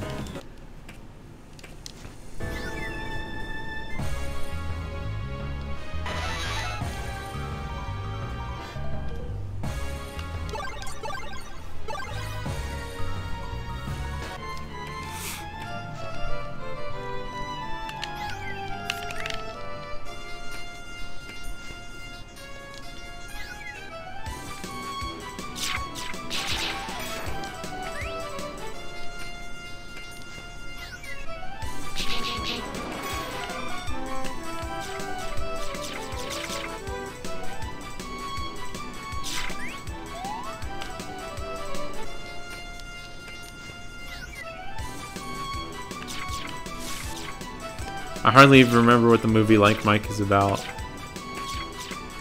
I'm gonna have to watch it one day. In some nostalgia-driven movie watching thing. I love the early 2000s, looking back on them. It's such a strange era, like the music and stuff. Yeah, it was like we were on the cusp of like all this technology and stuff, and people were just using it to make whatever. And a lot of it is just like so low quality in retrospective, and so much of it is also like super crazy intricate and stuff. Like a lot of the design work back then that people were making in Photoshop is absolutely insane looking. And like there's this one musical artist, Porter Robinson, who recently released an album that's kind of following that aesthetic, and it's just crazy. Early 2000s stuff. I like all the clear see-through things that they had back then too, like they're the Game Boy Advances, of course, like the Indigo one where you could like see through all the gadgetry. They're like those iMac computer monitors where you could like see through. Those were so cool. My sister had like a transparent telephone in her room for a little while.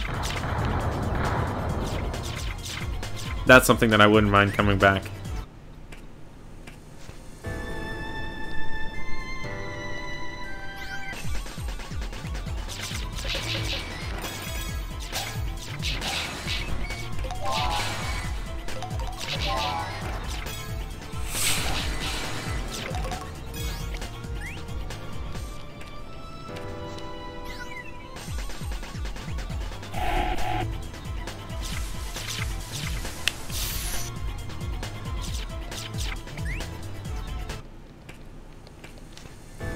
Some guy was dabbing in a picture in 2005 and then the dab became a thing a decade later? What? Like, what kind of picture was it? Was it like a school picture or something?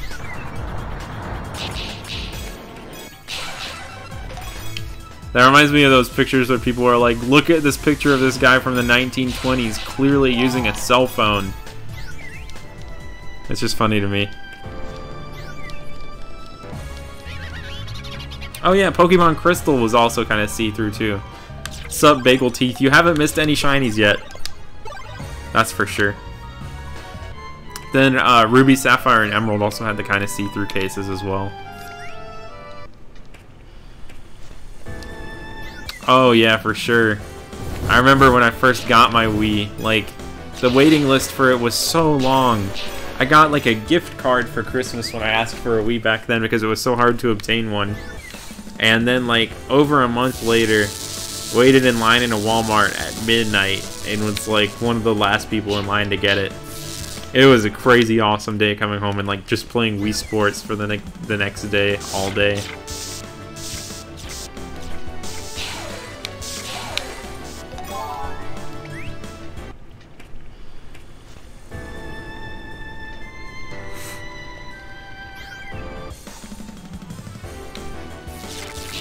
Crystal is so good. I gotta do, I gotta finish up my second Celebi hunt on there. My goal is to get 2 of them so I can transfer one of them up to 7th gen.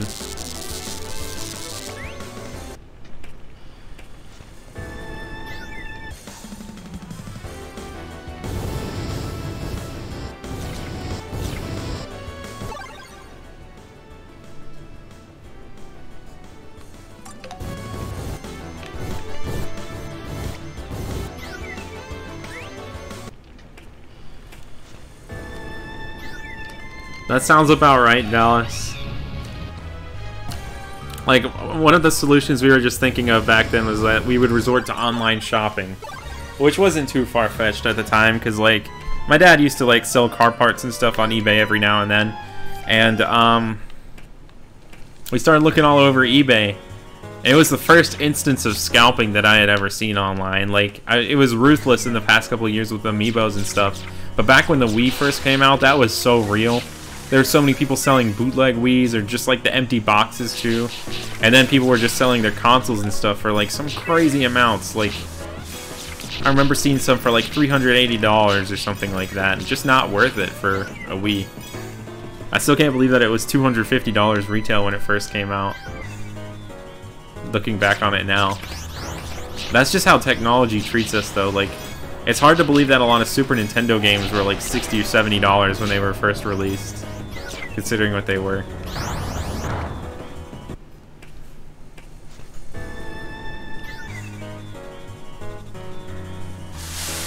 Rattata and Raticates are really cool shinies to me, and I wouldn't mind getting one, but I just haven't gotten one yet. I don't think I'm ever going to go out of my way to hunt for one in particular either, because like they're so common on a lot of routes that I'm sure I'd eventually get one as a byproduct of hunting something else.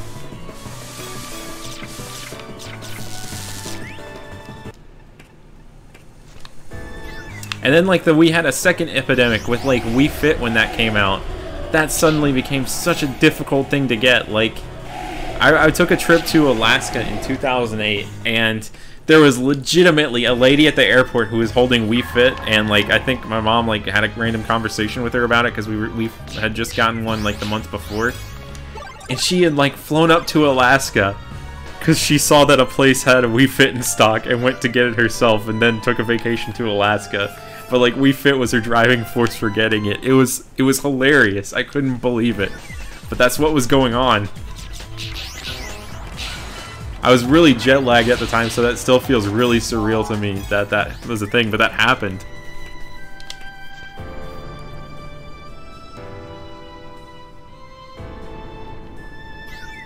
Yeah, I'd want to say Twilight Princess was like towards the end of the GameCube era. It was like dual released alongside the Wii version of it.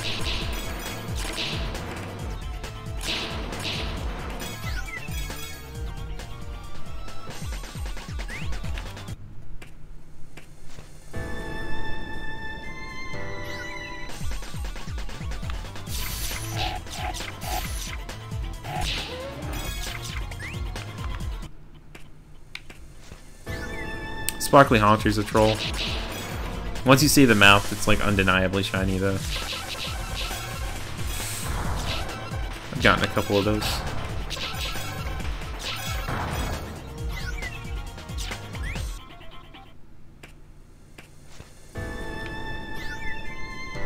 Yeah, Wii Fit's like such a cheap game nowadays. But when it first came out, there was a real clamor for it. People were thinking it was like the next revolution in fitness.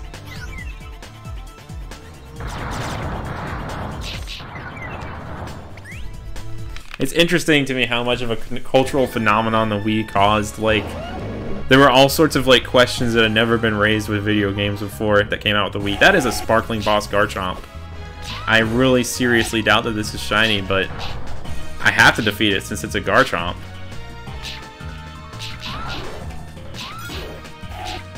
I just remember like the first news stories about people like throwing Wii remotes through their TVs, playing sports and stuff.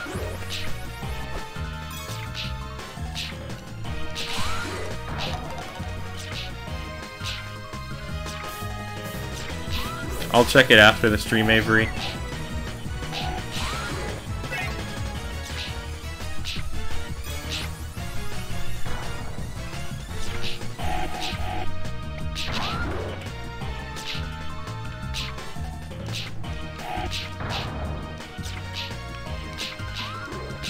This is taking so long to beat up with this little Aerodactyl. I'm on the edge of my seat right now, though. I've got my eyes glued to it. I know it's not even going to have a trait. Oh, it does have a trait. It's probably not shiny, though. Not shiny. Goodbye.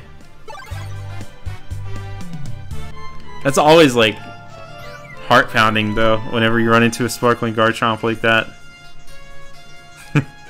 And, yeah, you got it, Oakley. It was Smooth Guard. Guarding me against the smooth.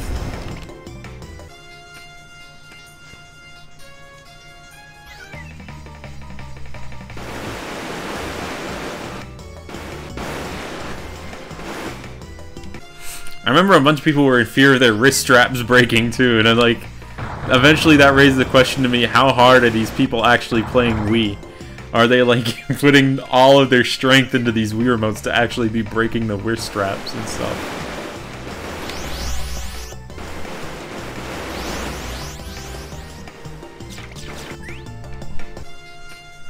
It's pretty intense, honestly.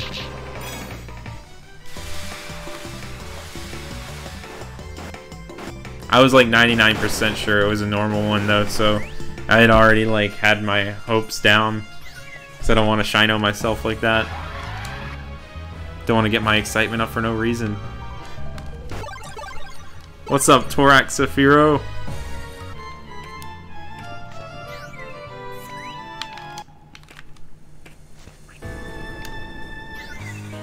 Oh yeah, there's like a 3-second delay on this capture card.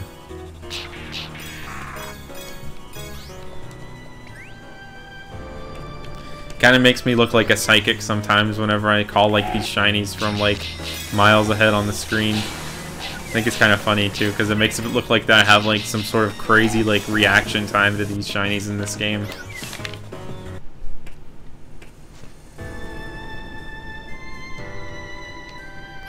Oh, who couldn't forget My Body Is Ready? That has become, like, even referenced in Nintendo games themselves.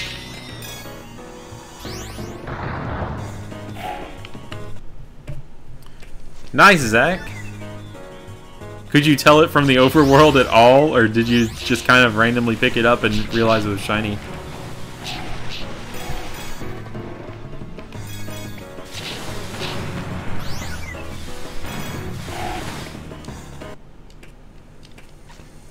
I don't want to manually delay my mic and webcam though, that's kind of weird to me.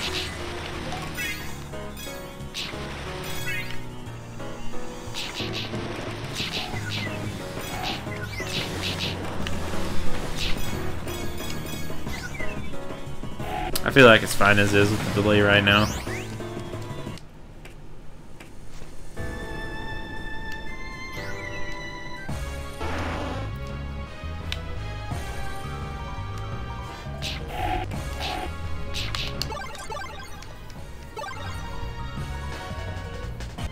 Yeah, exactly, Hayes. I was trying to think of, like, what game referenced it. And it was Sun and Moon.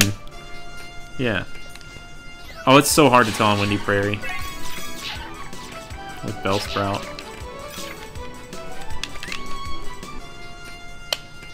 Had the Feist.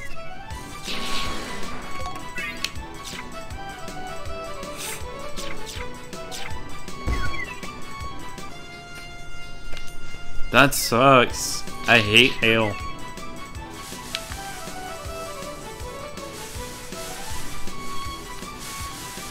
The storm today was so severe it might have started hailing.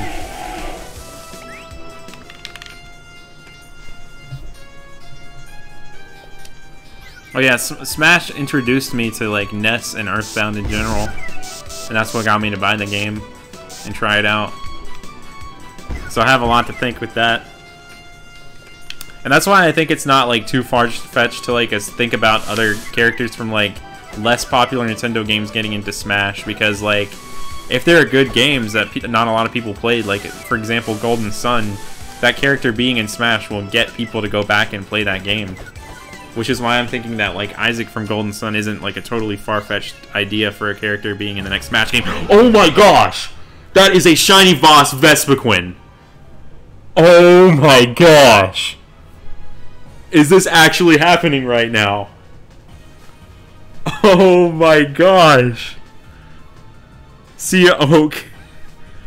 Oh my gosh! I need to take a minute to reflect on this. Oh my gosh. I can't believe our first Rumble weekend is a freaking shiny boss. This is insanity.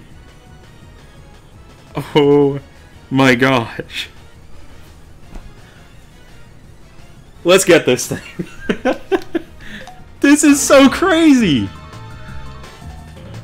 Look at that thing. Right after that Garchomp disappointed us, we have this on screen. This is incredible. I have not seen this shiny as a boss before. This is so cool. Please turn and look towards the screen. It's like not gonna look at us for some reason. She's giving us the cold shoulder. Look at that. That is so cool! Shiny boss Vespiquen.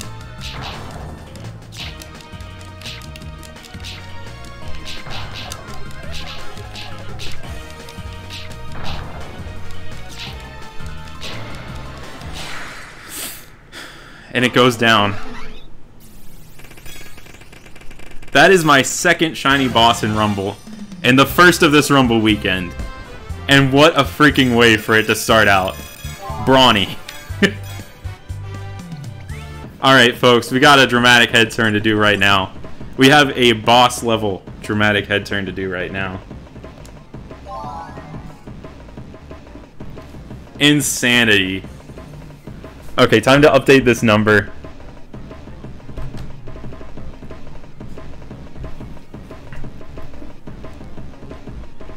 I was not expecting that. I was not freaking expecting that at all. And dude, nice Colin, you got a vent that right afterwards too. Yeah, Oakley, I wasn't sure if you caught that or not, because you were saying you were going out as soon as I was getting it. That is insane. Alright, this is the only shiny I need to find this Rumble weekend. I'll see you next time, I guess. Just kidding, I'm gonna keep hunting for a little while longer. And of course I'm going for as many as possible this Rumble weekend still. Oh, that is so cool. I am so stoked.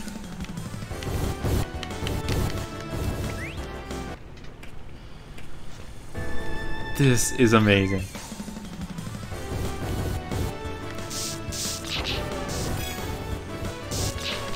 Oh my gosh. That's the second boss this weekend too, because like Brendan got the Arbok. Oh man.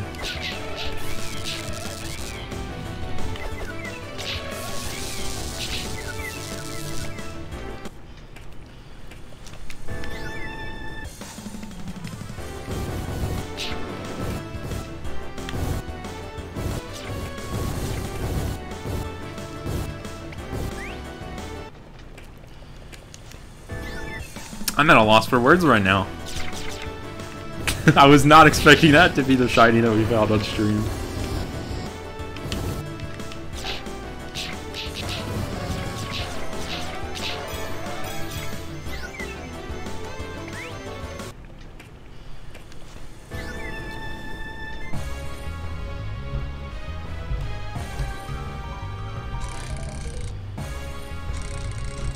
Okay, wow, the comments weren't even loading. Alright, here we go.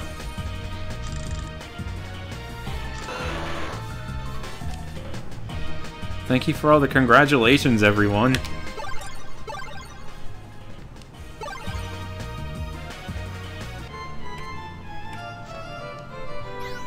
Same here. I watched like a bunch of Shiny Boss videos today. Like I watched Colin's Lucario. It gets me pumped up every Rumble weekend just going through old Rumble videos. It was legitimately kind of hard to get through the workday today because I just kept thinking about, I just want to play Rumble right now.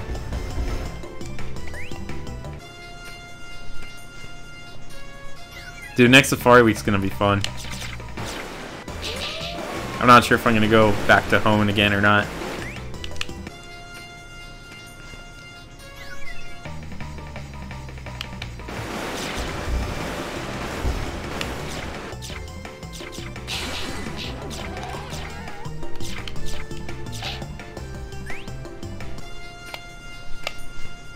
Orange Bee Queen boss is a good omen. Praise the bees. Bless us with more shinies.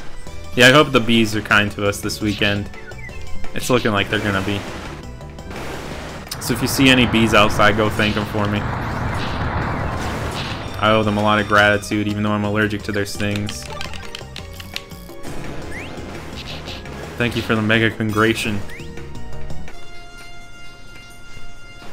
I guess. I want to share the shiny look with everyone, though.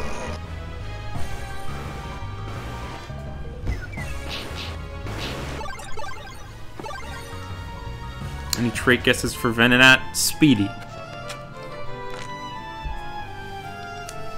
Yeah, I want to say like the this one guy Gregoire got Articuno, posted it on Twitter, or it was someone else too. That Gregoire guy has it as his profile picture on Twitter though. I remember he like got I think a Dragonair last time. He's got a really impressive collection of Rumble shinies.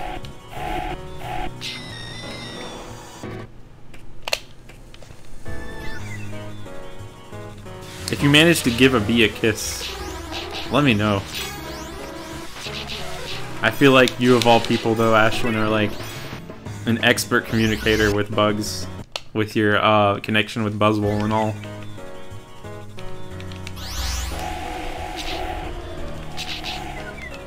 And you're always retweeting like cool insects and stuff on Twitter.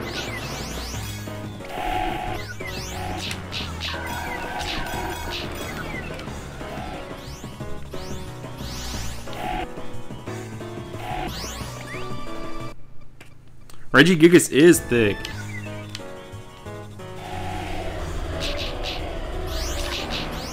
That is validating, Dallas.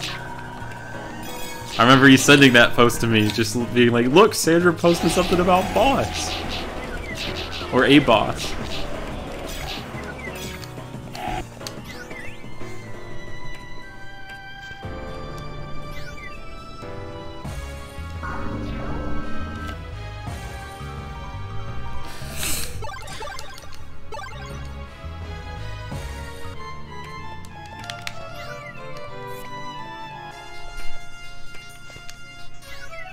Oh yeah, she retweets some good dogs.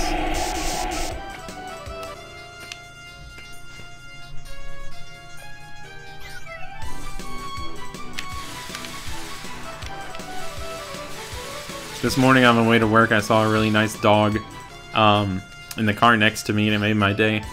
And then another car up ahead looked like it was about to catch on fire, so that was kind of scary. I guess it kind of balanced out. Really cool dog in one car. Potential fire hazard in another car. Just an average drive to work. Like this other car had like smoke legitimately coming out the back of it. I feel like people were trying to like notify them of it, but they were just driving on like they were fully aware that that's what their car's been doing. They had places to go.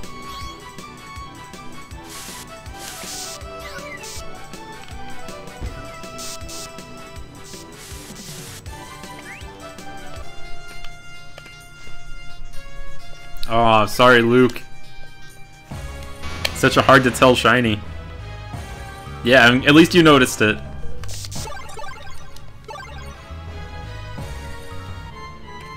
I don't know if I'm gonna ever post that video, Bruce. That was so long ago.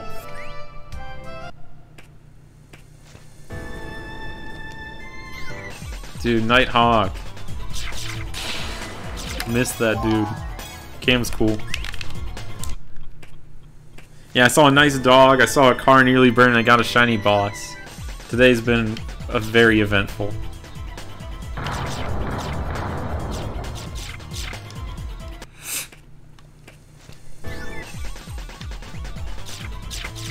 I also saw lightning strike right outside the window at work.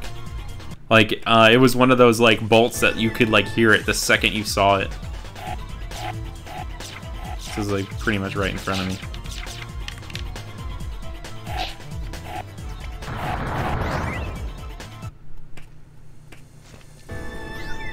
Yeah, he's just been busy with school. I'm assuming he hasn't been playing too many video games either.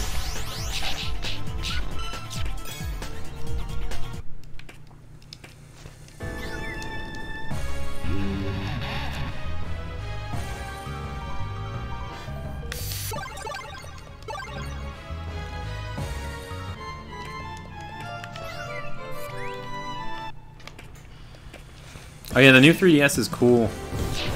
I like pretty much all the 3DS models. Like, the new 2DS XL is also really nice. Like, they do some cool texturing stuff with those. Been playing a lot of WarioWare Gold before bed lately. It's a really fun game.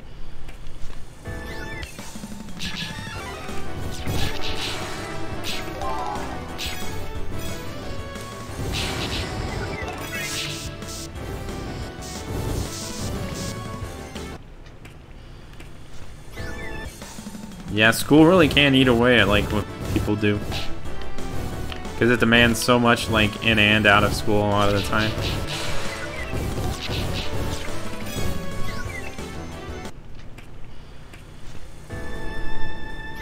Yeah, dude.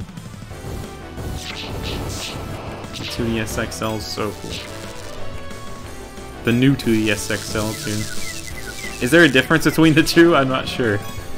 But I like the new 2DS XL. That's the one that I have. We've got the Pikachu one. The boopable nose.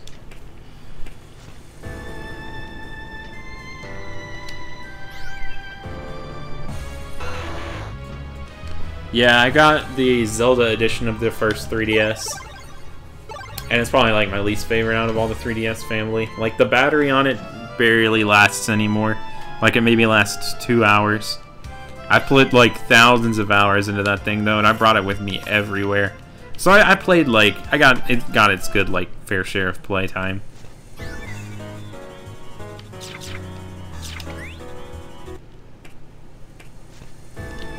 Oh yeah, DS Lite is like the utilitarian system. DS Fat's nice for the capture card stuff, but like the DS Lite just looks better. Like, I like its screen a whole lot. Looks really good on camera. And you got the dual slots for Diamond and Pearl. But the original DS, like the DS Fat, its screen just looks terrible to me. Like, it's just very washed out in terms of colors. It's all I knew for like 4 or 5 years, but I can hardly ever go back to it unless I'm using it for something else.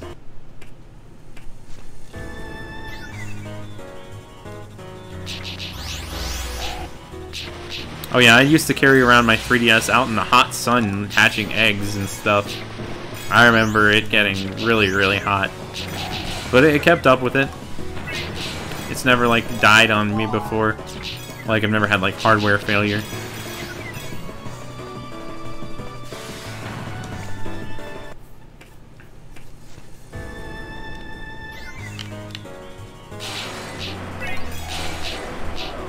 I'm just really curious to see if they're ever going to do like 3rd gen Virtual Console and what they'll release that on. But it looks like the Virtual Console might be a thing of the past, unfortunately. All we ever really needed for Virtual Console was 1st and 2nd gen, though, in order to transfer up. And we've gotten those, so I'm happy.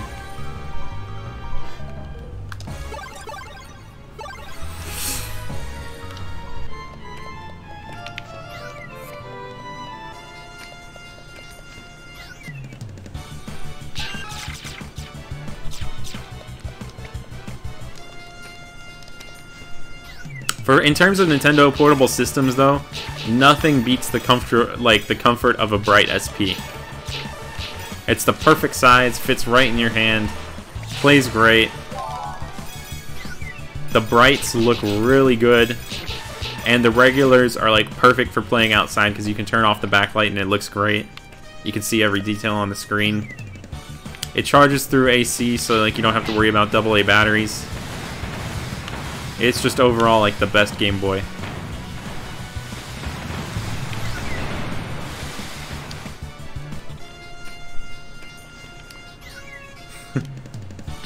I'm interested to see if they're going to do any variations on the Switch like that. I could see them doing like a Pokemon Special Edition Joy-Cons or something like that.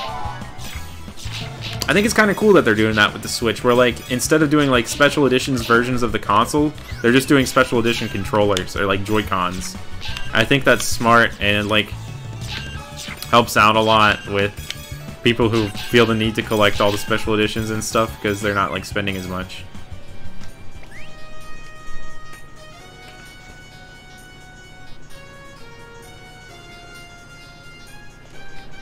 Oh yeah, the Bright SP is literally lit.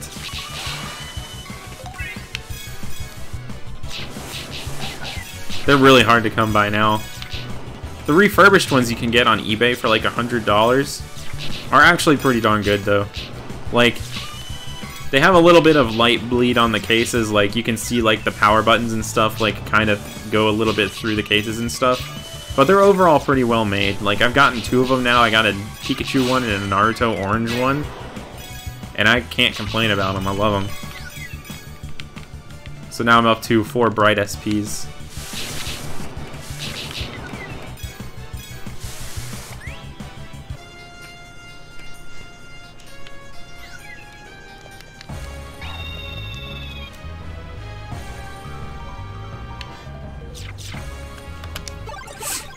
I've never held a Game Boy Micro before. It's an interesting concept though, and I'm interested to like maybe have one day. These days, most of the time when I buy portable things, I buy them for the sake of hunting though. And like a Game Boy Micro, it's like impossible to set one up for a camera.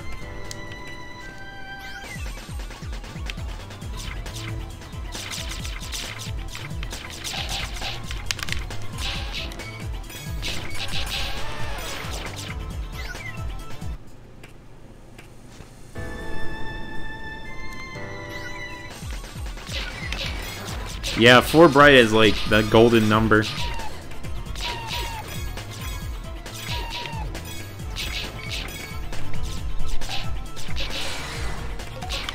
I got one of them on eBay a few years ago for like $60. Got my second Bright for like $17 at a pawn shop, and that's still like one of my favorite purchases to date with how like cheap that was.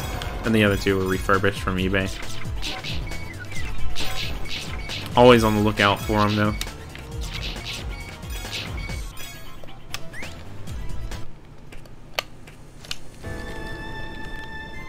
I once ordered a Bright on eBay for like $40, and they said it was working great.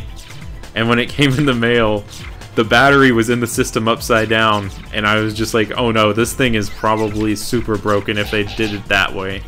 Like, they almost intentionally didn't want it to power on or something. So I flipped the battery around, and I charged it up, and I turned it on, and the screen was so shattered you couldn't see a single thing. I got a full refund on it.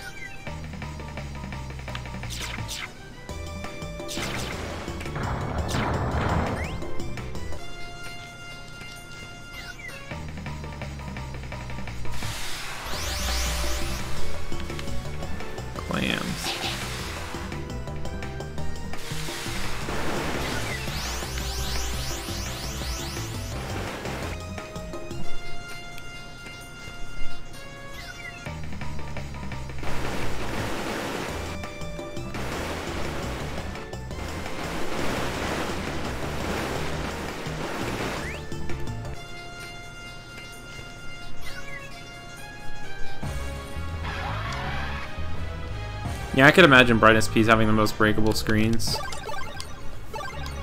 They look pretty fragile for the most part.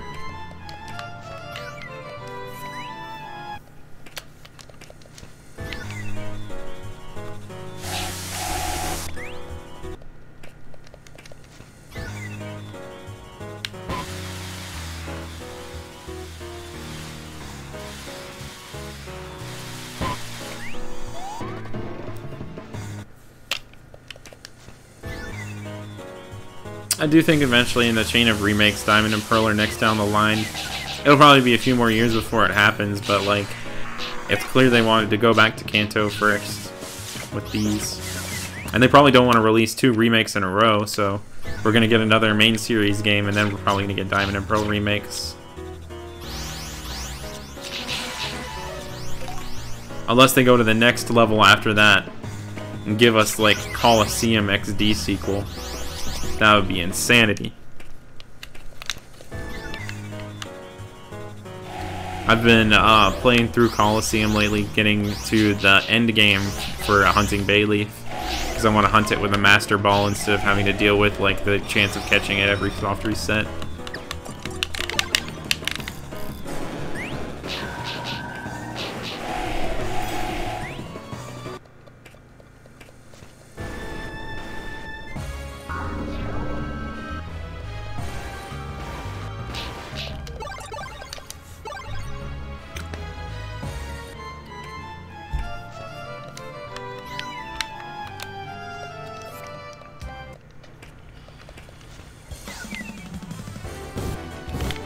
It is. And like the brights are like the perfect size for like placing your hands. Like you don't have to stretch out your hands too much to do the encounters on them.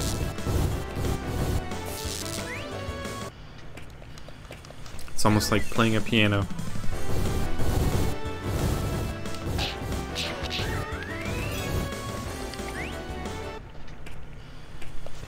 Bayleaf hunt, I still plan on streaming it whenever I get around to it. I just decided I wanted to get to the point in both games where it's in the post game. But like Coliseum is like a 20-hour game, and to do that on 2 games is going to take me a while before I get around to getting back to that hunt.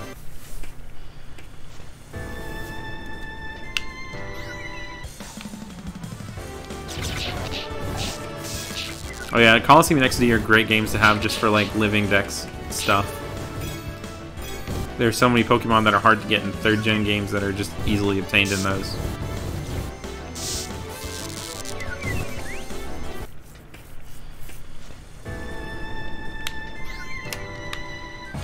They're good games. I've been really enjoying playing through Coliseum again.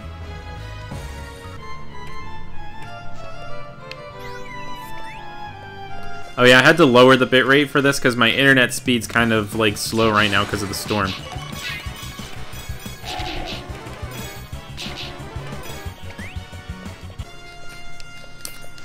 Otherwise it wasn't gonna work.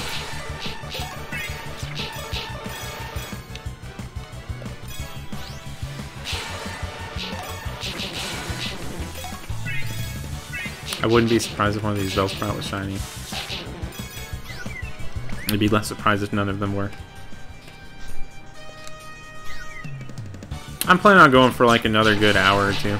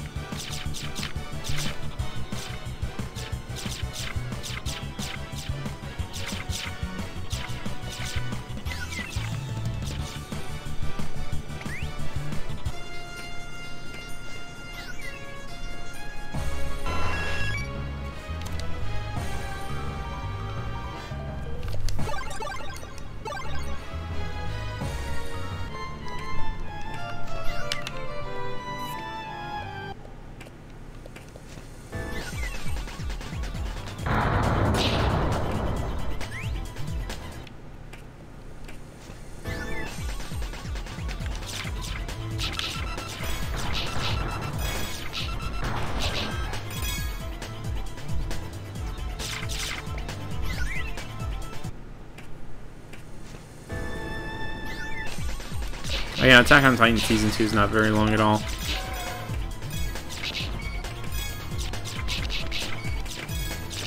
Season 3 is pretty good so far. I've been looking forward to that every week. I wasn't really looking forward to it that much when it first came out because I was just like, yeah, it's gonna be okay. And I forgot how good the show was.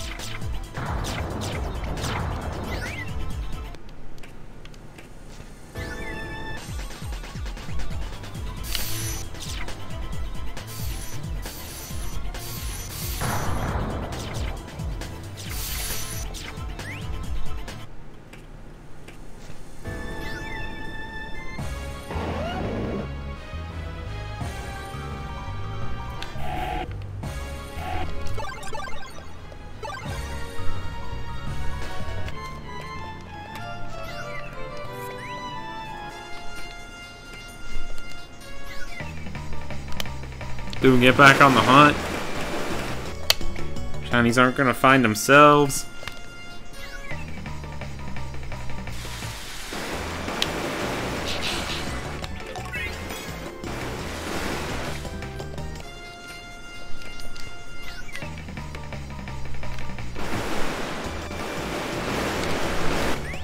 Unless you're playing quests. In which case you can just kind of like lay back and see what happens. As long as you check the game every couple minutes.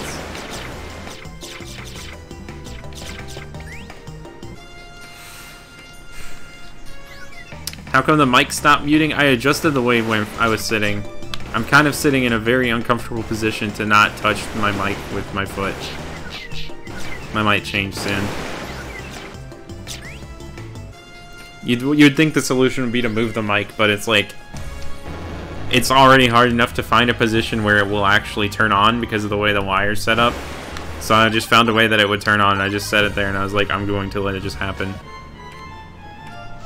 Oh, you're going to be farming Aerodactyl, that's right. Good luck on that.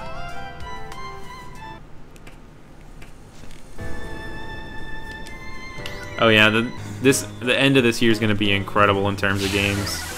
Like, just between Let's Go and Smash alone, I am occupied for months, but possibly years. And that year's part is probably more on the Smash side than the Let's Go side.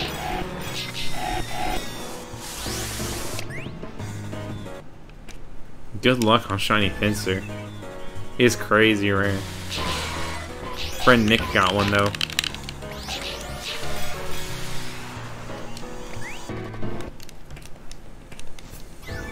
Part of me wants the soft reset for Shiny Pinsir in the game corner and Fire Red Leaf Green. The other part of me wants to, like, find it in the Safari Zone and catch it. It's one of those crazy rare things.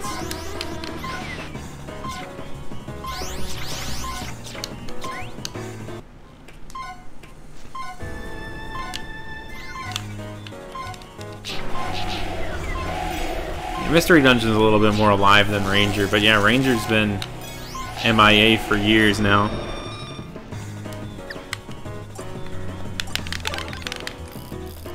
Super Mystery Dungeon was pretty good.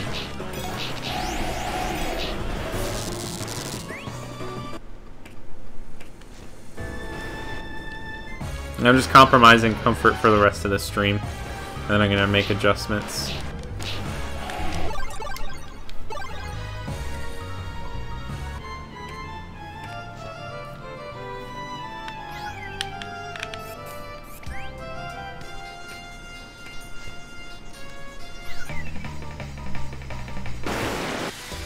Yeah, the particles in Lighting and Windy Prairie are the worst.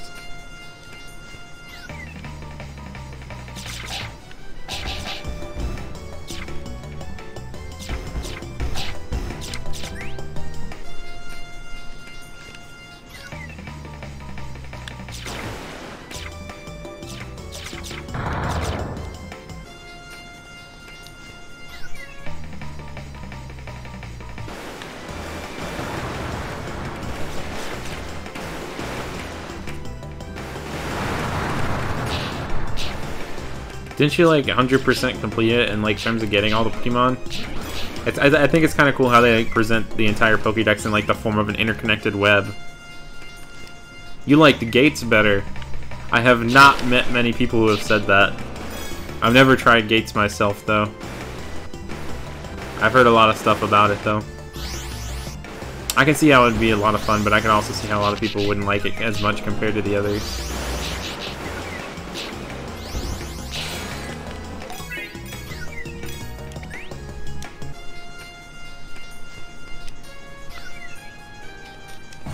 Yeah, like, a lot of the attacks in this game are really loud when a lot of Pokemon are using them. But one game that did not balance, like, the sound effects very well at all is Quest. Some of the attacks in that game are so loud that I honestly turned down my TV just because I think that, like, people outside might be able to hear how loud the Quest music is, or the sound effects are.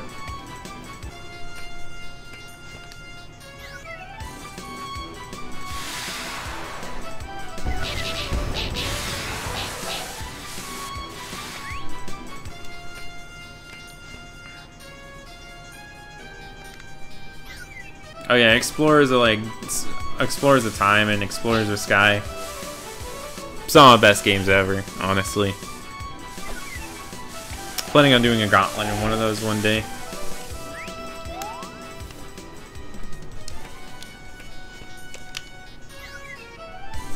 What I ended up doing is, in my Quest on my phone, I just completely disabled audio. So even if I have media volume turned up, it'll never be on. The music in Quest is pretty good, though. It's pretty catchy. I don't know much about Gates' story either. I do know that, like, it has some really cool Pokemon as, like, some of the main protagonists, though, like Dunsparce and Virizion. Those are, like, two of my personal favorites.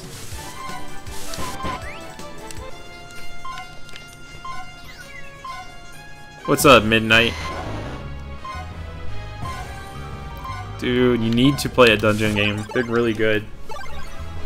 I started with Blue Rescue Team back in the day.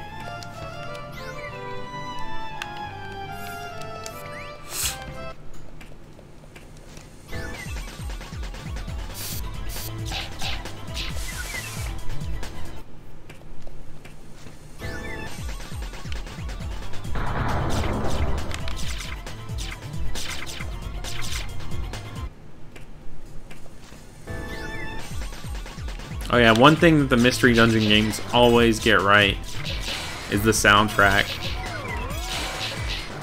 What's crazy is that looking into the composers for it, they're not very well-known composers at all. Like, pretty much their main thing doing is, Mystery Dungeon. Like, I can't find much other stuff by them, which is crazy, but the music that they did make for Mystery Dungeon is awesome. And it's definitely, like, in, like, some of the playlists that I listen to every now and then at work.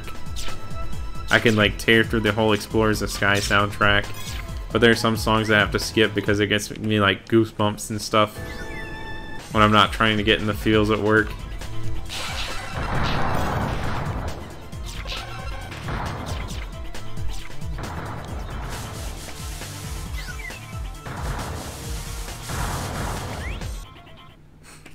What am I making? My friend Quagsire a real movie?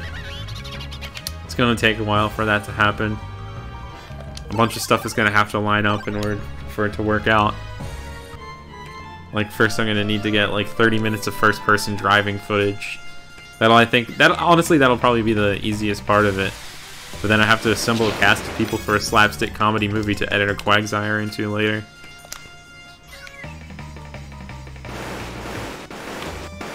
The whole My Friend Quagsire thing was some crazy thing that happened in a dream, by the way, to anyone who's, like, completely confused on what I'm talking about right now.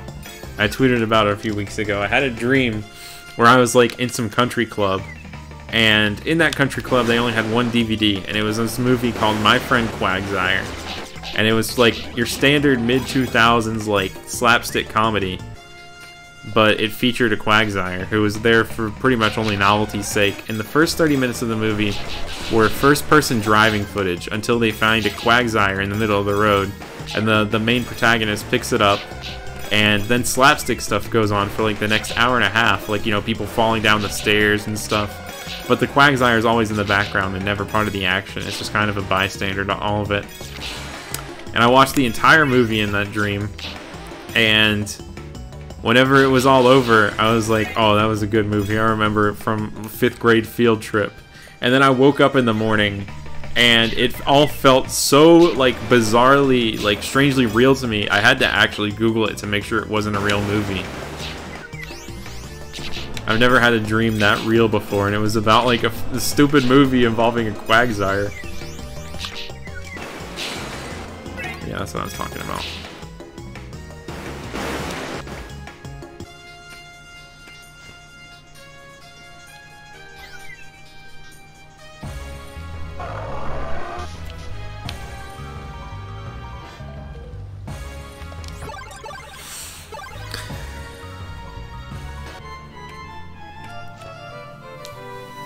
I don't even remember the ads for Mystery Dungeon.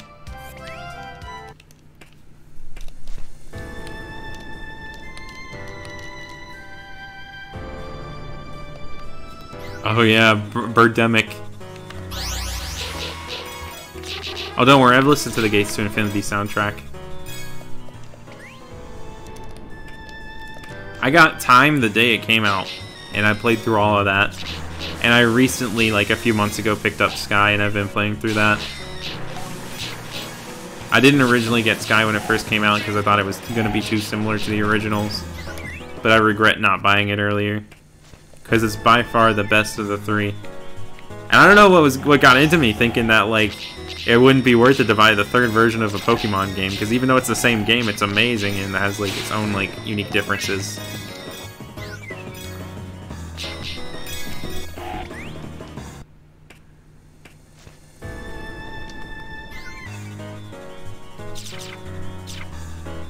I have a couple of Pokemon VHSs. I have one from like the Celadon gym way back in the day. At the end it has like the really crazy Pokemon ad where the bus driver crushes all the Pokemon in the bus.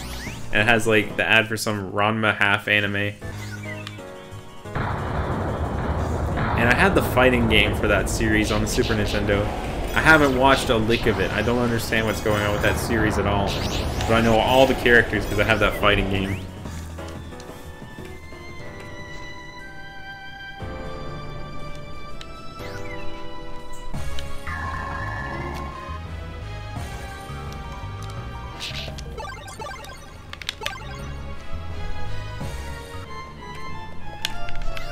Oh yeah, the special Mystery Dungeon episodes are really cool.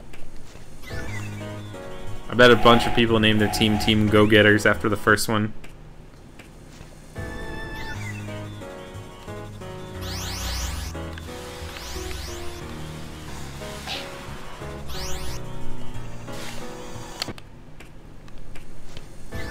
I haven't done the Armaldo story yet. I'm interested in that one. I like the Bidoof story a lot. It was really good.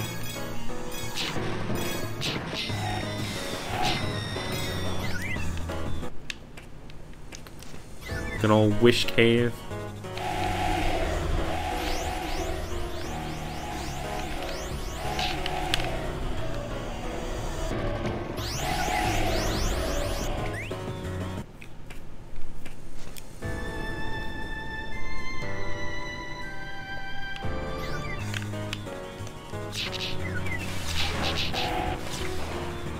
Yeah, I just haven't reached that point in Sky yet. Like, I only got it a few months ago, and I just haven't made enough progress to, like, get that far yet.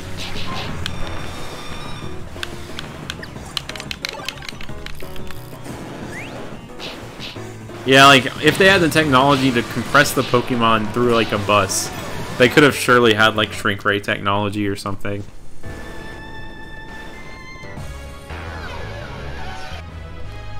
Pizza Alex, you missed a crazy shiny. I got a Boss Vespiquen. I was freaking out.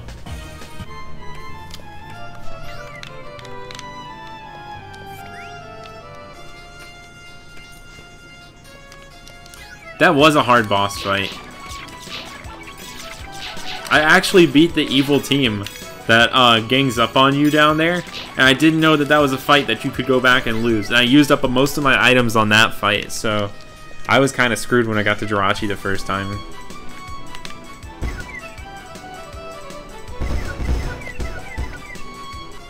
Thank you, Lux. I'm really hoping to get one more before I close out the stream for the night. Probably going to be going for at least like another 30 minutes or so.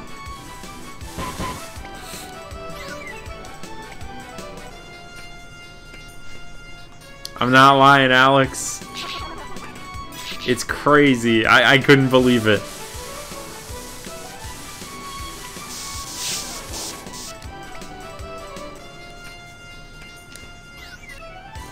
Will do. I'll think about that when I get to that part of the story. Or that side story. I love the whole guild. Wigglytuff is the greatest. Yumta.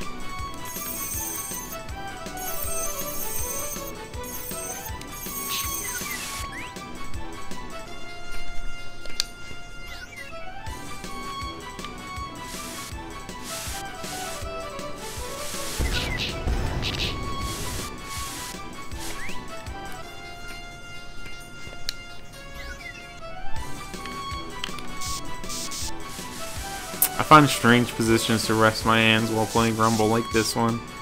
I just kind of naturally end up this way and then realize how bizarre it looks later. Like right now I was just resting my chin on my controller like this.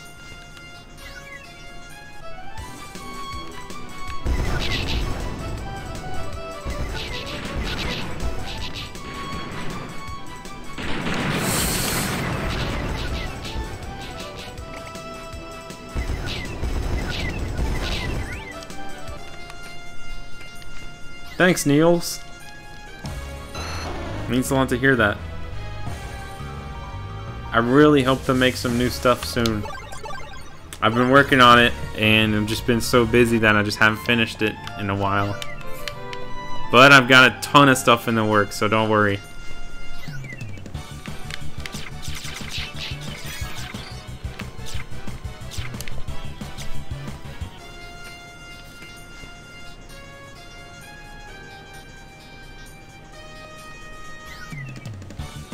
Go farm those Aerodactyls, dude.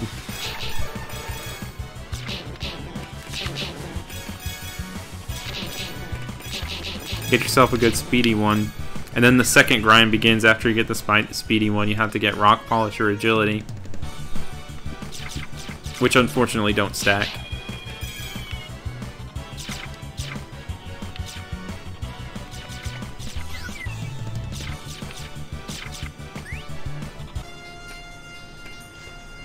I'm gonna give Ice Climbers a try.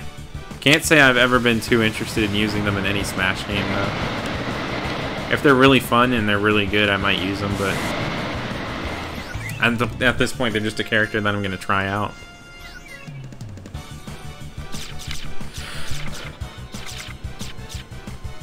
Definitely gonna get everyone a shot though. No reason not to.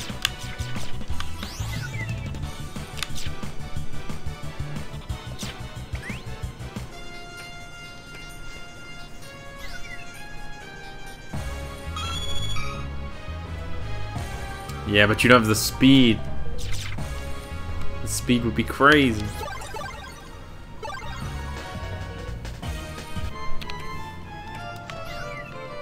That's actually like one of my favorite things to do. I like to like just try and immerse myself in the Pokemon world.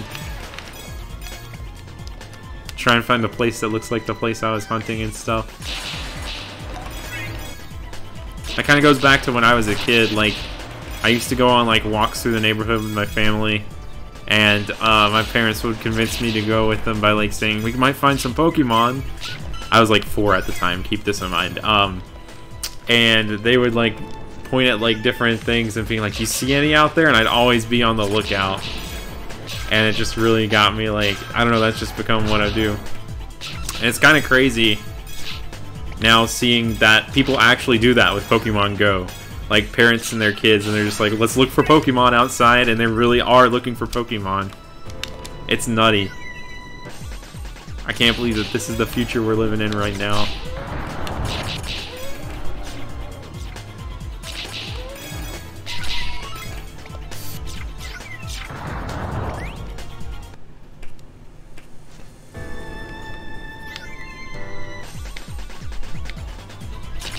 Thanks, dudes.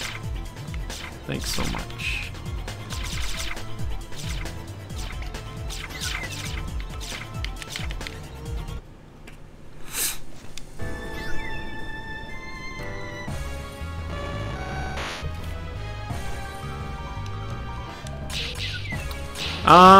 You're just having some bad luck right now, Midnight. I think you'll find something soon.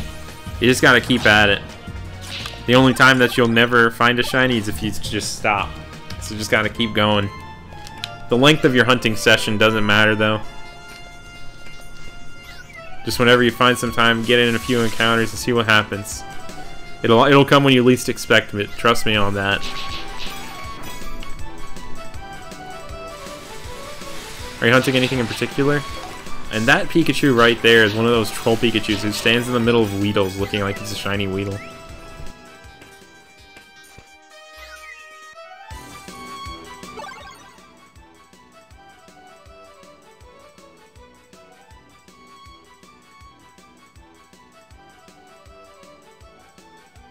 Stupid microphone. Okay, I think it's good now. Yeah, I love the Melee intro. It's like got good music. It accurately captures like pretty much every game that the characters are from. I used to like, I'd watch that every time I turned on the game as a kid. I would never skip it.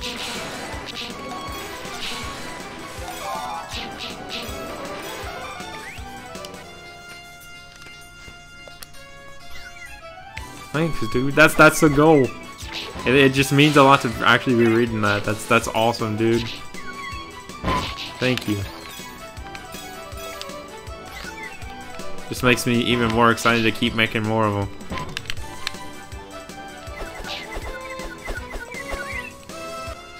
I'm never not motivated to make videos these days. Thanks to people like y'all. Y'all are the coolest.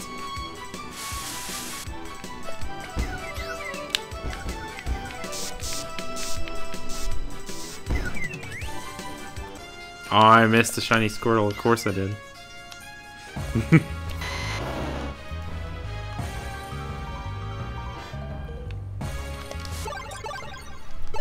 Oh man, yeah, Alex, I just got through with like a Johto starter hunt, and it took forever. I started it back in May on the side while I was hunting Spinda, and then I did like over 11,000 no, I did like 10,000 Blitzle encounters alongside it in black and white, and I finally found something. I wasn't even counting, but it had to be up there in the numbers. It happened while I was doing laundry.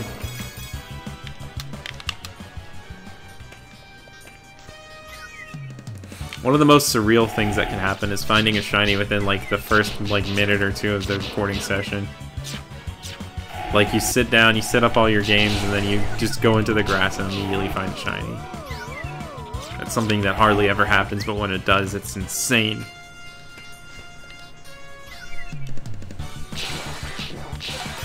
That's great, Niels. Yeah, I have a few nickname situations like that too, where like I didn't pay attention to the gender because like I just really wanted to get the right name in that I had for the Pokemon.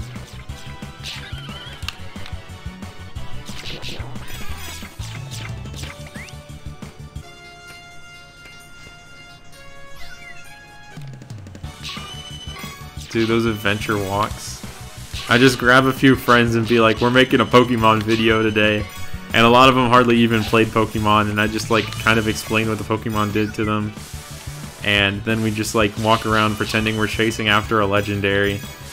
And usually it would just be like just a ton of fun just screwing around like that for a few hours. And I go back and like see what footage I got. Those were fun to make.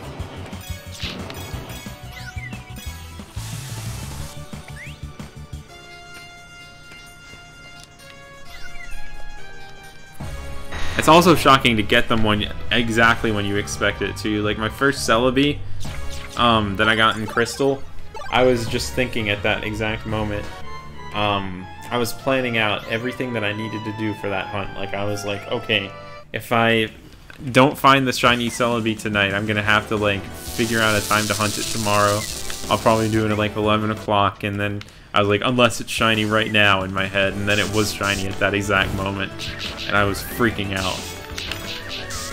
You can really psych yourself out with that kind of stuff. Dude, you need to find that Minior and catch it. Get yourself a Mienfoo. Got a billion of those myself.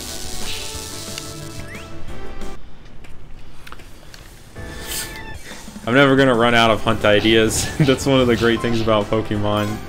I can only hope to like catch all the shinies in my lifetime, but nah, I don't know if that's ever gonna happen. With stuff like 3rd gen Relicanth and stuff out there. I almost want to phase for 3rd gen Chimecho. Or the exclamation point unknown, but those sound excruciating.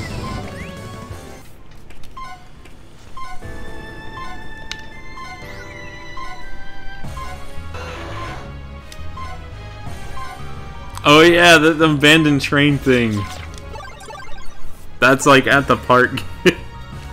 Back in my hometown.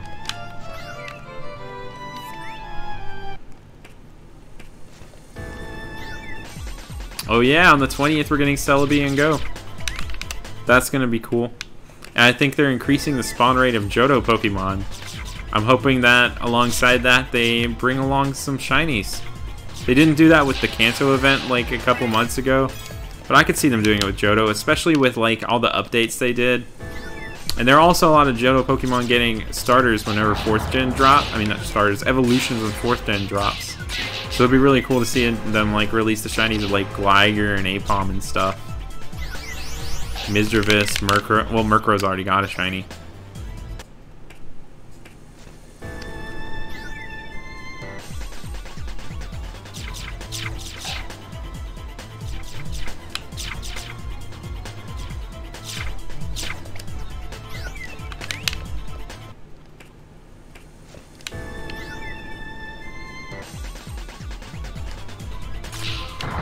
Period of time between like early 2017 and October 2017 was like the most stagnant Pokemon Go ever was. No, I take that back. Like until like summer, whenever raids became a thing. But like there was a period of time whenever we just had Gen 1, Gen 2, no shinies released, and I was just finding the same things everywhere I went, like Natu and stuff, and nothing was just nothing really appealed to me after a little while. Like, I stopped playing Go for a good while because I just kind of lost interest. But they quickly turned that around. Like, I've been playing it more than ever these days thanks to the events and all the shinies they've been adding. And Gen 3, of course. They've started to do a really good job of keeping the game interesting all the time. It makes me appreciate the days where I'm only finding, like, Rattata and stuff even more. Because it's become almost a rarity to do that.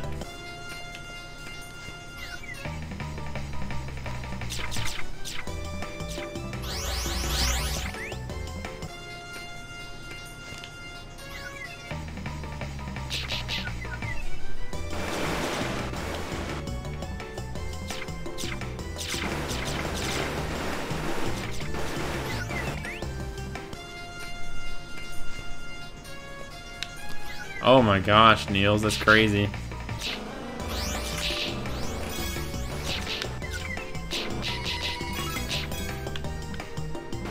Yeah, Oddish tends to just be one of those Pokemon that stacks up for people. Like, there are people like MI678TV who got, like... I don't even want to know how many Oddish looking for Natu in the Safari Zone. And I got a ton of Oddish from the Hoenn Safari Zone now, too. As well as one 6th Gen. Utan! Shout out to my favorite contest Pokemon, Utan.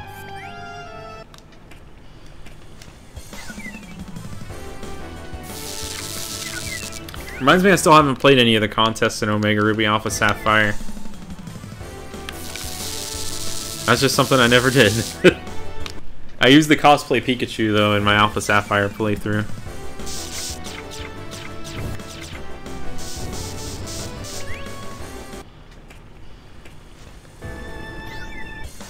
There's a chance.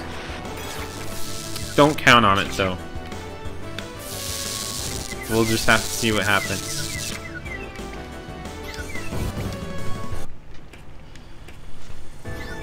Shiny Luxio! Yeah! There's our second shiny of Rumble Weekend, and it is feisty. 1995. That's a good year.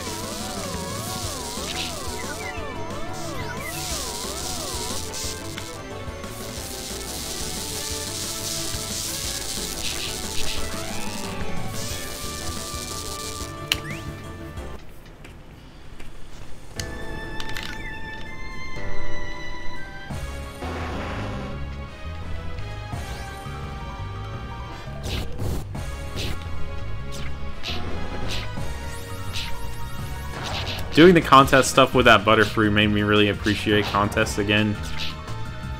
I forgot how hard it was to get the Artist Ribbon, but it's really difficult. Like, it took me a grind to get it. It's a cool part of the game.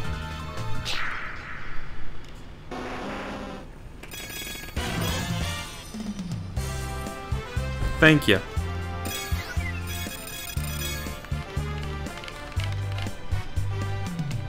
Good night, Avery, and good luck. Alright, we got a dramatic head turn to do now.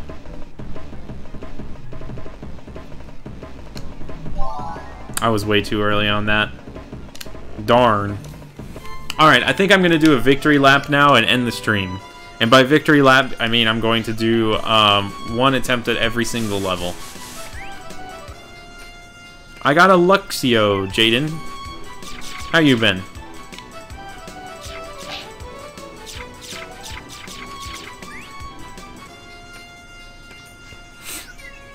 Oh yeah, Monarch's about to get more.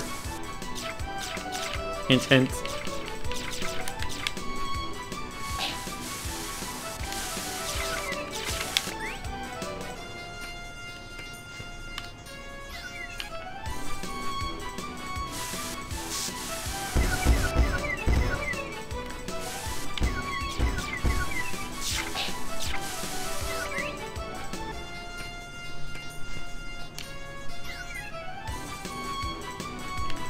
That's a tough one, Bruce. Like, I feel like Breath of the Wild is one of those games you can really sink hundreds of hours aimlessly wandering into. So I think that that's a really solid game to have whenever you have, like, fewer games on the Switch. But at the same time, Odyssey is, like, endless fun. I recommend either of them, honestly. Like, you can't go wrong with getting either of those. Oh, increment shiny count. Thank you, Avery. Thank you for reminding me. I need to do that.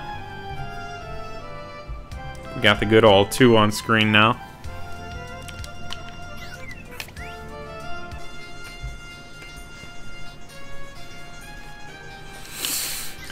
I know, dude. Like, I can't believe it either. Like, the thought kind of crossed my mind. What if I found a shiny boss during the kickoff stream today? And I was like, there's no way. And then it happened. Unbelievable.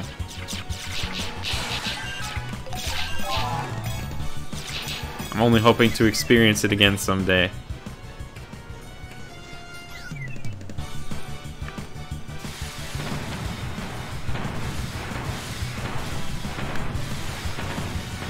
I think my ultimate goal in Rumble is a boss exclusive shiny. Thanks, y'all.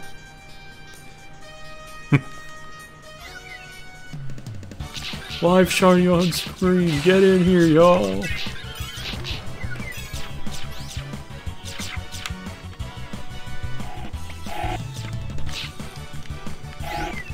It was an evolved Holy Shinx.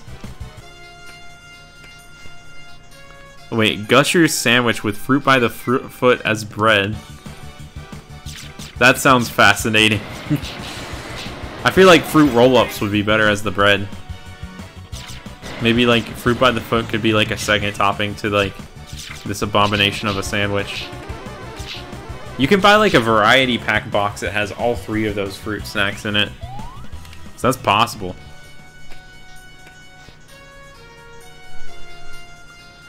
Oh no! Alex. You're just missing it all.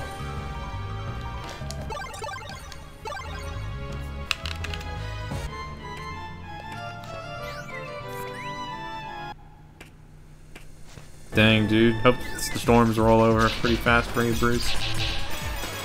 Didn't last too long for us earlier today.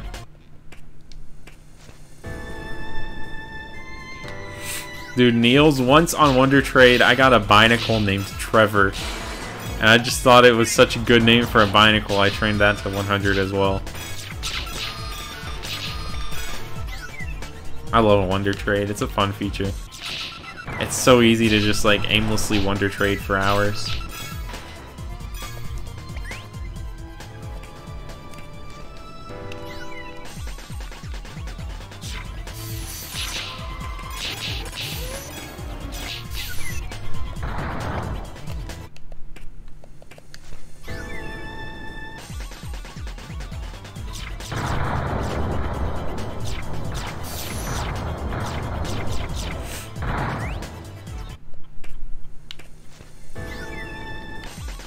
Dude, I hate the humidity. It's the worst part about being outside in Louisiana. By far.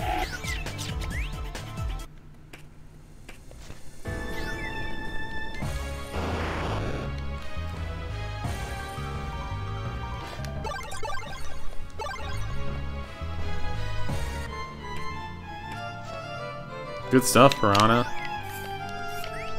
Alakazam's great in Quest. That's amazing, Brendan. I wish I had like a legendary with that good of a name.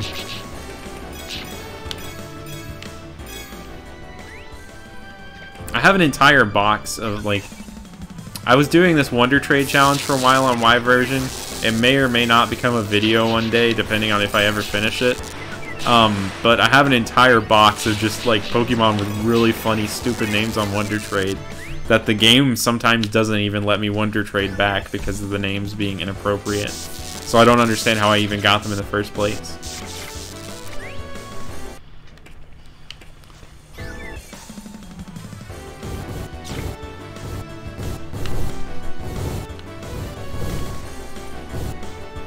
A couple of them are shiny too.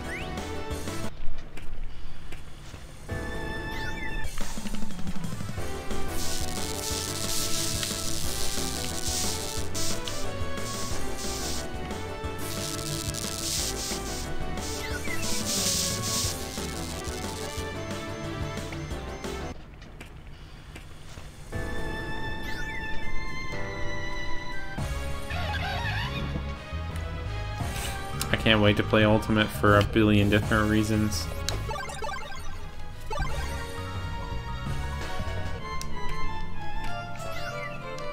Yeah, that's typically what I do when I end up getting like some of these Wonder Trade shinies. I trade them back out, especially if they look like they were intended for giveaways and stuff. Sometimes I get Oslove shinies like totally randomly, and that's pretty cool. There were some summer nights back in the day where I'd just be sitting in a Skype call with some friends and we'd be Wonder Trading with like the Oslove timer, and it was a blast. And it was so funny whenever we'd end up Wonder Trading each other. Like, one time, one of us ended up like trading with Pure Skill, and like he wasn't even in our Skype group at the time, and we were freaking out. It's just kind of crazy how it works out like that sometimes.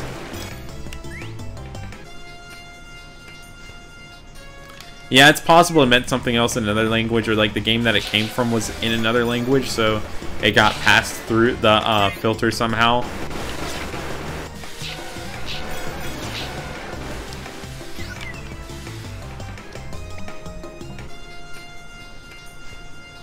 King K. Rool was my #1 requested character on the Smash ballot, so I was so excited to see him appear.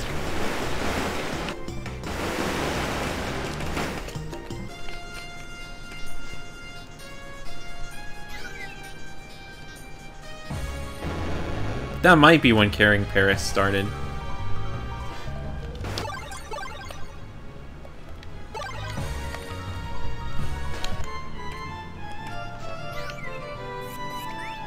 Didn't mean to go back to Fiery Furnace. I'm gonna check one floor and exit the terminal, since the rooms are like determined once you hit the trampoline anyway.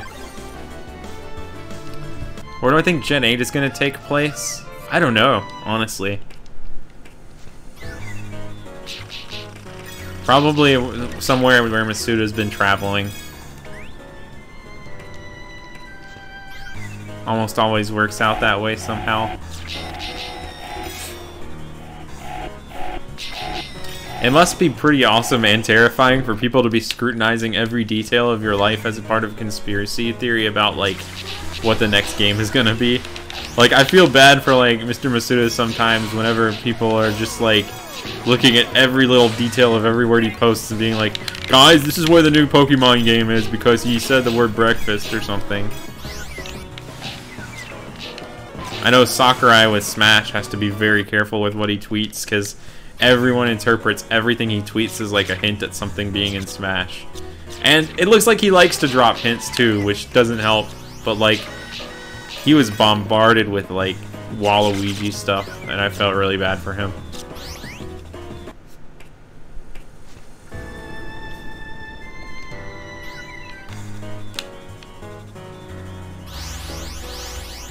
I think the addition of Dark Samus is pretty cool because it's the first character like created in America that's going to be a playable fighter in Smash, since it was made by like Retro Studios in Texas.